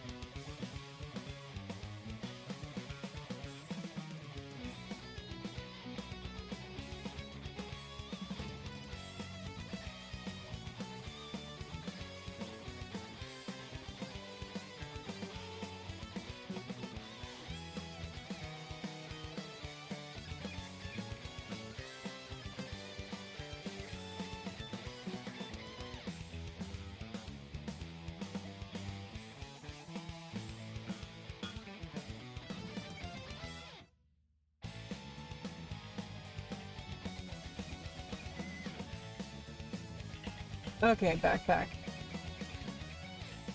Oh, well, I guess chess user is gone. I think it's like perfect time to end the stream there. Thanks everybody for joining. I think we had a lot of fun. Let me check the chat really quick. You were just yapping? Yeah, yapping's good. We like yappers. We like yappers over here, Cody. I'm a yapper. I'm like a professional Olympic level yapper, yappist. No, oh, be careful how you say that.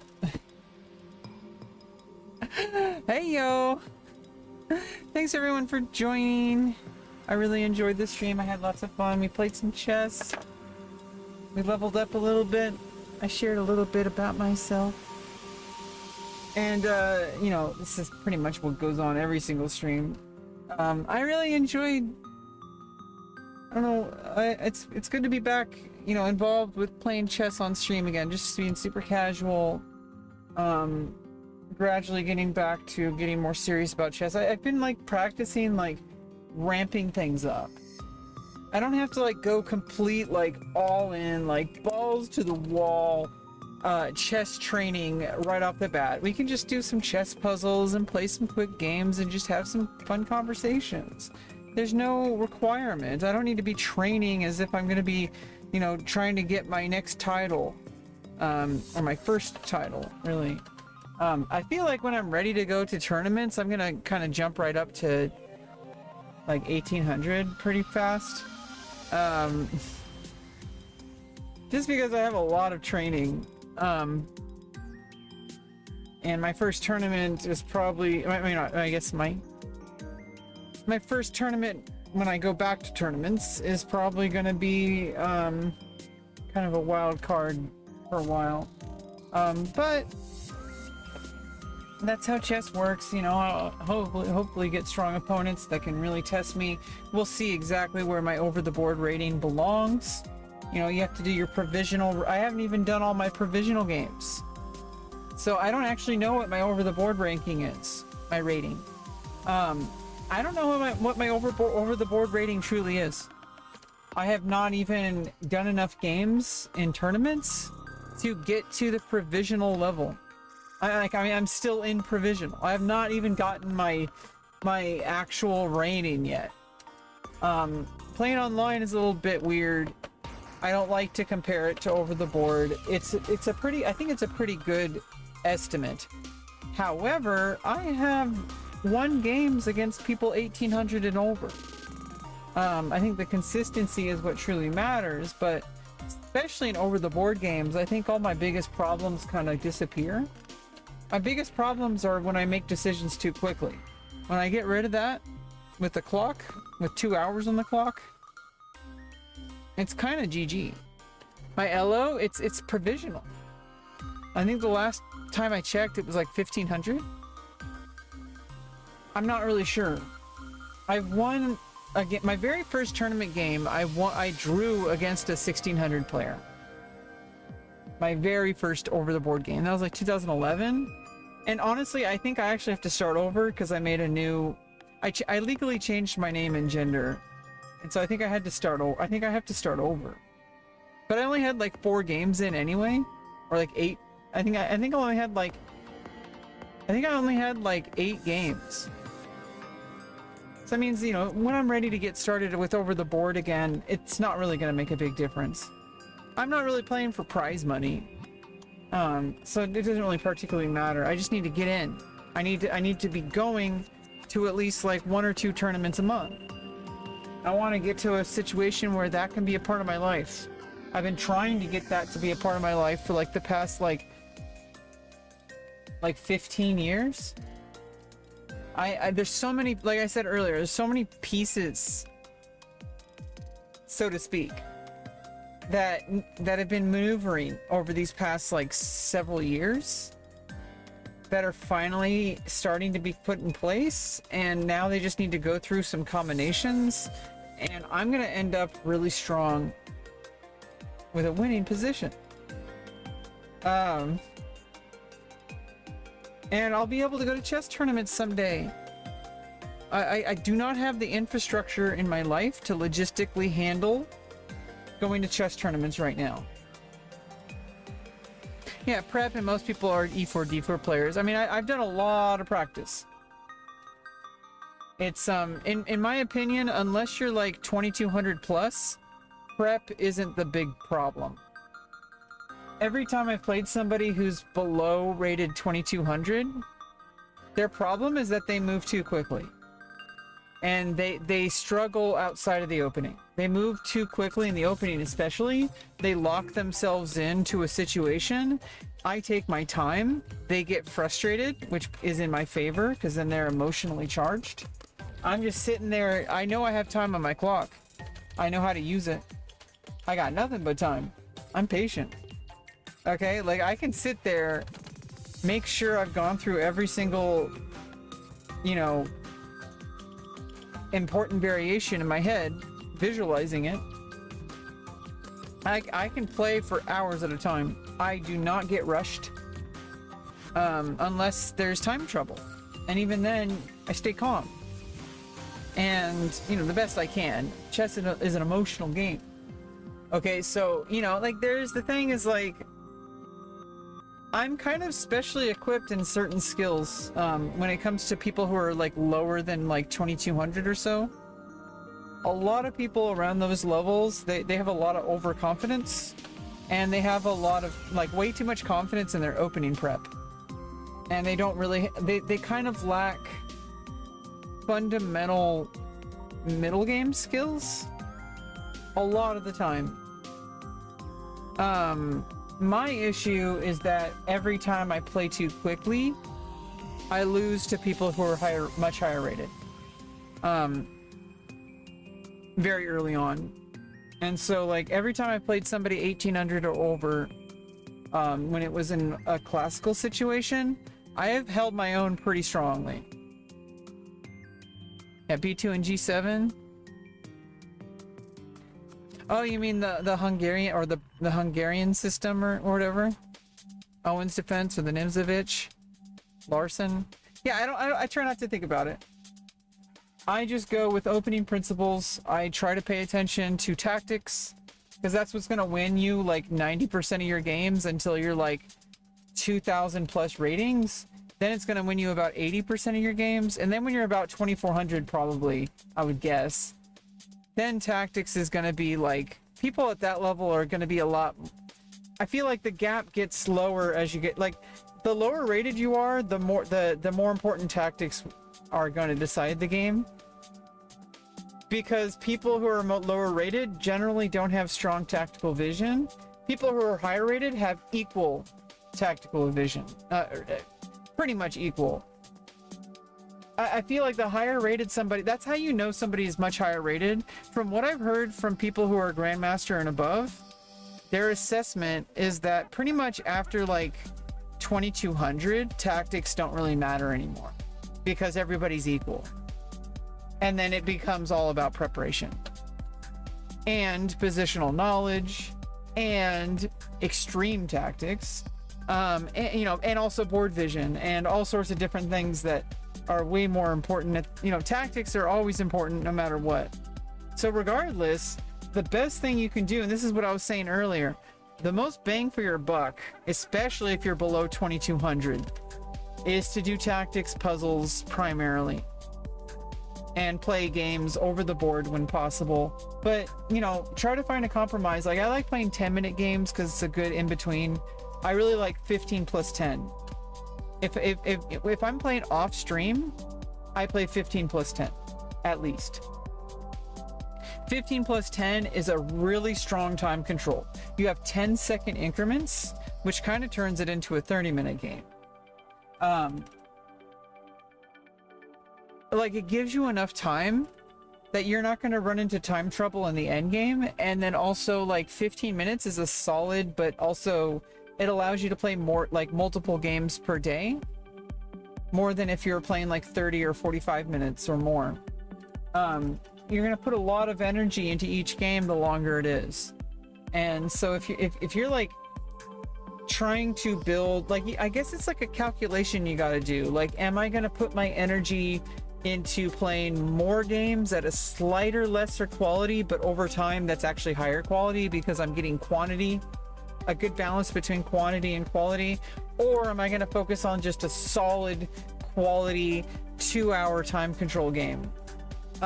Like, you have to decide, like, in advance, like, how you're going to approach things. I don't really think playing classical is going to be the best thing for me at this exact time.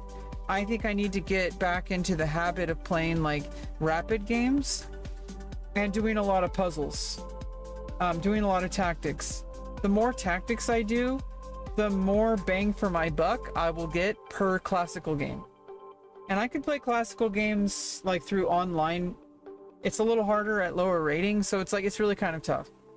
I might have to gradually work my way up by playing rapid games to get a higher rating. And, well, what I could do is I could just play the I don't really know. It's tough to play online classical. It's really tough. Study always helps, yeah. I'm not really quite there yet. I think the best study for me right now is to just make it really accessible, to make it an easy part of my life. Like, I think just right now, I'm so casual that I can do it on stream. There will be a point where I need to separate my chess outside of stream again. I am just not in the practice right now. So I go through a process. If I haven't really particularly studied chess for the past 2 years. So I need to kind of go through this process, and I'm really good at getting back into things. I know how to do it. So what I need to do is I just need to do my process and not listen to anyone else, because I know it works. It's just play casually and not care about, too much. Get yourself into a habit, get it to be a part of your routine, and then you slowly level it up. Like, take it up a little notch, take it up another notch, take it up another notch. And before I know it, I have like a solid itinerary. Like, I have an actual schedule on my Google Calendar telling me exactly like that. We're not there yet. Okay, that's like when I'm hiring like a coach. That's when I'm like going to tournament. Like, I can just jump right in. Just play some games on my stream, do tactics puzzles whenever I can. Not worry about it too much. I don't need to be like a grandmaster. Okay, like, we don't need to approach this like that just yet. Okay, I need to kind of calm down. Because when I calm down and I make things calm and like fun and just like casual, I level up pretty quickly. I like, before I know it, I'm gonna have like an insanely like disciplined schedule, and I'm not even trying. If I just allow myself to do that, if I try to do it too early, I burn out. Like, I burn out so quickly. You run into the London, that's why I play E4. Most people are going to know the London pretty well, and I don't trust my own ability to play. When I can just play E4, it gives me a variety of openings. It's best by test. The reason why Bobby Fischer played it was because, and why Magnus Carlsen played a lot, is because it allows a variety of openings, which really trains your ability to play different styles of openings. There's like a bunch of different options for E4 type games. And apparently it's more tactical positions, which trains your tactical ability. So if I'm lower rated, I want to like try to get to like, national master in the United States Chess Federation. And luckily I don't have to run into any issues with FIDE or UCSF, because I've already legally changed my gender. There's issues nowadays with FIDE if you've already been registered as another gender. If you start out and you don't change it while you're like, they're having issues with people changing their gender when they've already been playing under a different gender, because they think that it encourages people to manipulate the system, which is a transphobic belief that I don't really want to talk about. People are very ignorant. It's a transphobic belief, thinking that people are going to manipulate it, and they try to say like, oh, well, it's not because of trans people, it's because we care about people who aren't trans who are going to manipulate it. That is a boogeyman that doesn't exist. Anybody who would do that would, first of all, you may as well be female at that point, because you're publicly declaring that you're female, which makes you trans. Even if you don't identify as female, you're socially trans at that point. Nobody is ever gonna see it differently. Anybody who thinks that has no idea what happens when you come out as a trans person in the world.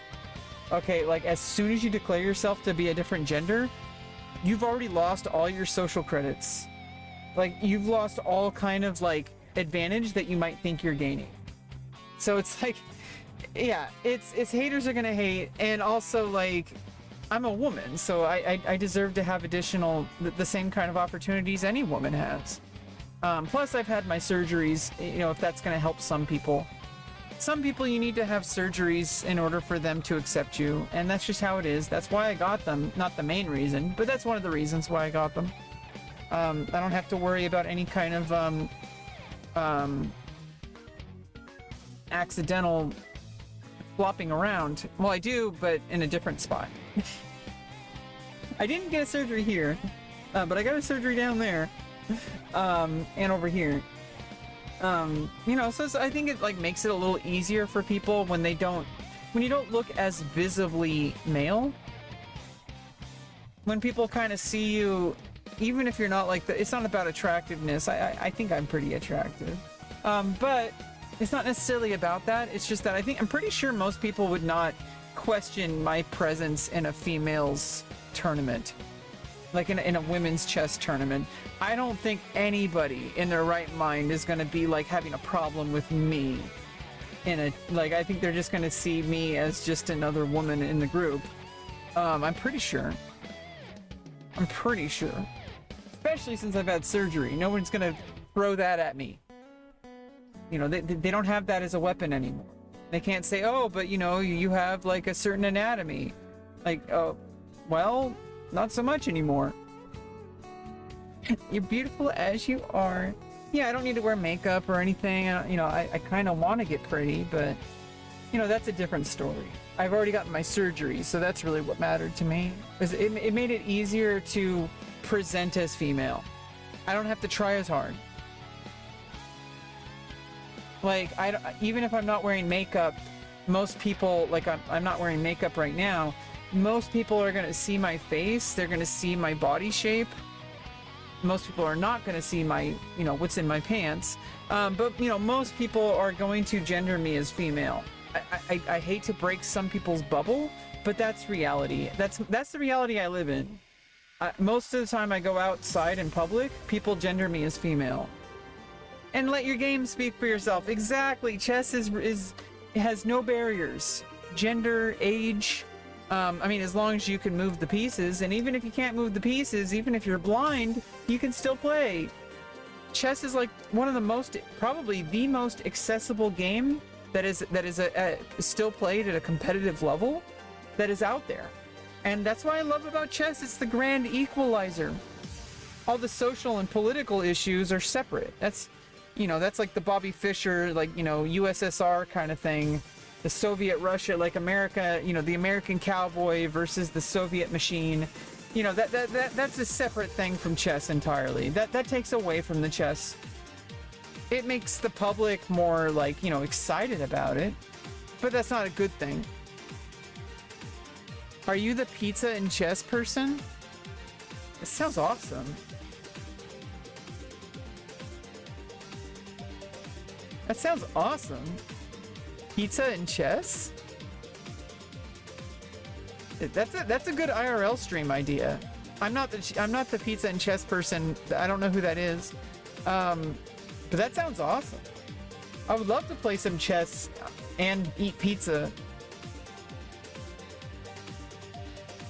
And you know what? Maybe if I get strong enough at chess, I can really start, you know, making some difference in it's not about being trans. It's about being a chess player. And you know, honestly, it's not about being a man or a woman either. I feel like people should just focus on the chess, right? Like, we should all play together and live together and love each other. I'm sorry, I'm like about to cry, but then I started laughing because I was being so, like, you know, KQED or you know, like PBS or Sesame Street moment. After school special. Oh, you mean the box life. The way you said it sounded very different. Yeah, unfortunately that happened. But we don't really, it's not really, there's a lot more to it than what you think. You have a joke for me? Depending on what it is, I might have to ban you. You've already, see, I get red flags all the place. A pizza guy walk up to a trailer. Opens the door to an old guy.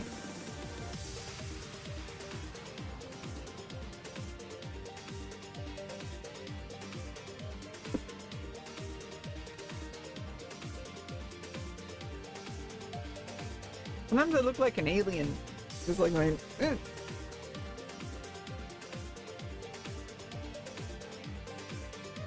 It's like my neck. Then... Oh. Yeah, I don't know what you're going on about, Emmett. But I definitely want some pizza. Yeah, I'm not gonna out you, don't worry. I want you to understand, a lot of people who were like, you know, who found me through that video, I was a very different person at that time. Okay, like things are very different now. I've got a lot more resources. Kind of given up on trying to help my dad. You don't know the full context. It's too much to share, actually. I've already shared about it a lot on stream, but it's personal. It's family business. It's not something that belongs on stream. It unfortunately happened. I was trying to... Here's what actually happened and why the situation started in the first place. I wanted to have a fun stream. I wanted to try out to do something similar to what the Botez sisters do, which is have, you know, the sisters, like, you know, having like silly moments on stream and bantering, and like, I wanted to try doing that, but having my dad on stream. But he was drinking, as he usually does. Okay, and it backfired really badly, and I got worked up because I'm autistic, and I was very early on into transitioning. I had only just started hormones, and like I was still very far away from all the surgeries I eventually got. A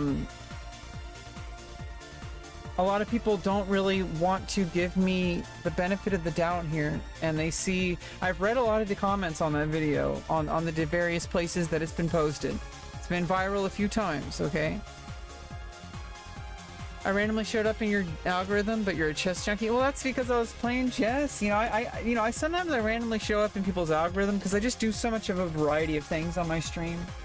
Maybe one day I'll hit the algorithm just right with something that actually, like, you know, works out really well, and things will just get started. You know, I really the thing I need the most, and the thing that I'm already getting pretty much as soon as things start working out.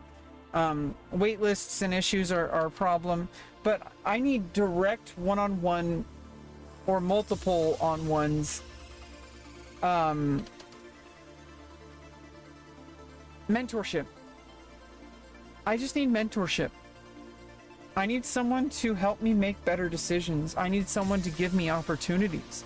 I need someone to help me succeed, to open doors for me. I think you know exactly what video I'm referring to, Emmett. You're the one who brought it up.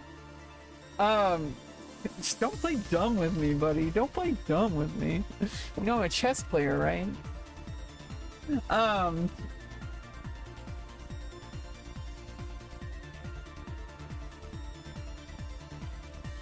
A lot of people fail to realize, like, you don't know the full context and how many issues I've had with this individual, my dad. And how this wasn't the first event. Like, you know, this was far from the worst, and it was the worst that ever happened online, and the worst that's ever happened online in total. And if that's the worst, I think I'm gonna be okay. I don't think I'm gonna get canceled too bad. But you know, it's like I've changed a lot, and either way, I wasn't really at fault there in the video either. So it's like, there was a really messed up situation. I was trying to make a fun stream, just like how the Botez sisters do, but I was like, hey, how about we have a, you know, father and daughter moment? And he was drinking, and he made things really uncomfortable for me. And that's pretty much what happened.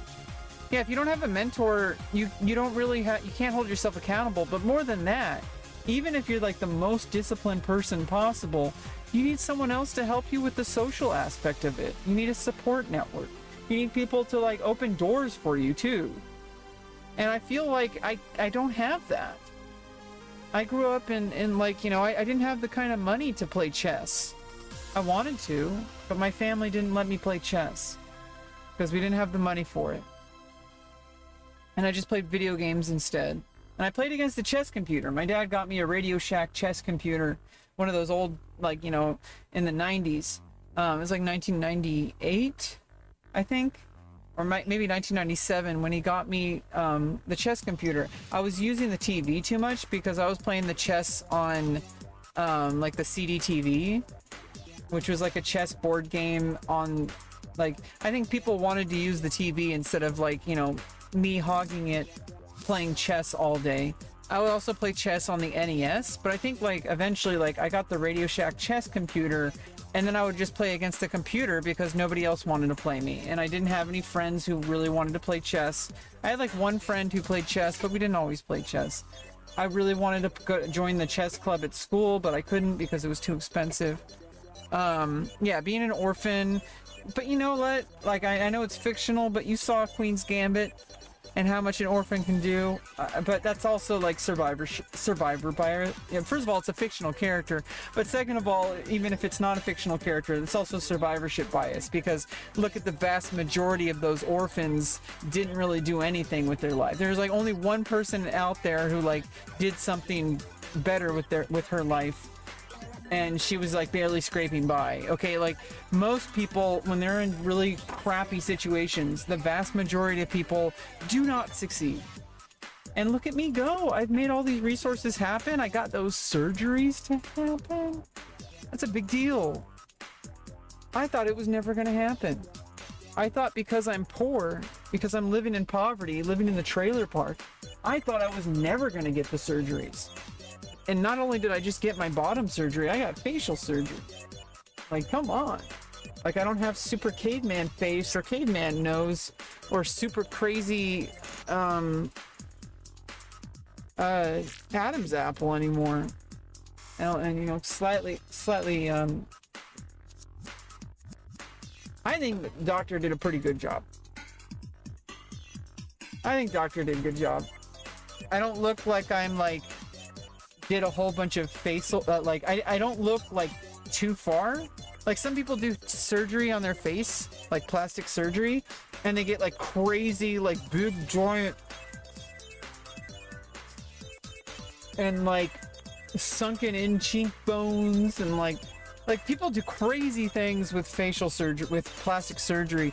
I just got like some small tweaks, and it's like nice and normal looking, and I don't look like one of those Gen Z looks maxers or whatever. I'm 37, and there's people who are 26 that look twice my age. Like, it's like, okay, like, I think I got it going on. I think I got a lot going for me. Okay, I just need to like find proper mentorship, stay with the course, not make any stupid decisions. I think I'm pretty much done making stupid decisions. It's like you make enough stupid decisions, and it's like you kind of reach a limit. Like you literally can't, because you already made so many. Like it's like you kind of it's like in Futurama. Like, you know, the killbots have a set kill limit, and so you just have to send wave after wave of men after them. Yeah, the sunken cheekbones things, like, I think it's really unattractive. I think these people are making a huge mistake. They might get some short-term, like, attention as a model. They're gonna destroy their career. They're not thinking about the long term. You can be a model well into your 70s and 80s. You gotta do it right. Okay, I'm trying to put those dominoes in place, okay? Like, I got a lot going for me. Okay, like, stay tuned, okay? Like,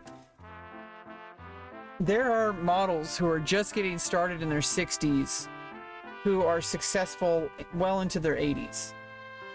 Okay, and I'm 37, and I look pretty damn young, I think. I think so. I think I look pretty damn young for 37. Estrogen took off a few years, and also facial surgery made me look a little bit younger. You know what they call it? MILF.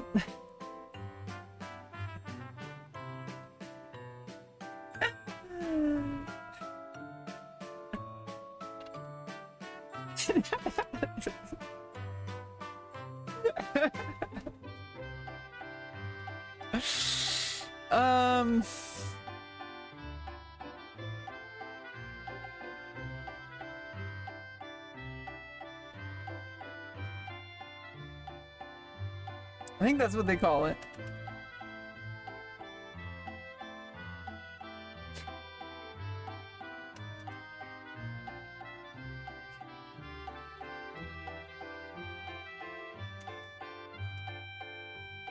Yeah, I don't know. I have a lot to learn. Mostly I just need mentorship because it's like, oh, the sunken face structure. Oh, meth face. Mostly, I just need advocacy and mentorship. Once I have those, I am going to be unstoppable. Unstoppable. Nobody can cancel me. I am uncancelable. I've been on social media for 25 years. There is very little you can do to hurt me. Obviously there's things you can do to hurt anybody, but we're not talking about that. But once I get things starting to move, things are gonna work out really well. Oh, BJ phase? That's not how you do a BJ.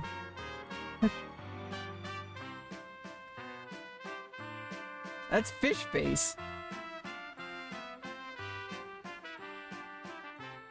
It's not how you do a BJ.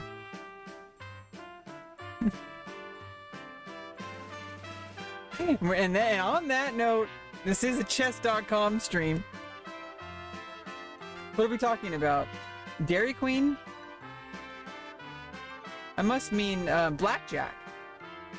I do have cards on the shirt.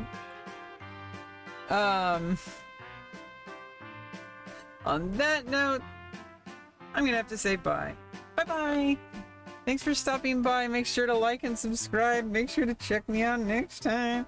Make sure to do all the things. Make sure to be awesome. Make sure to drink plenty.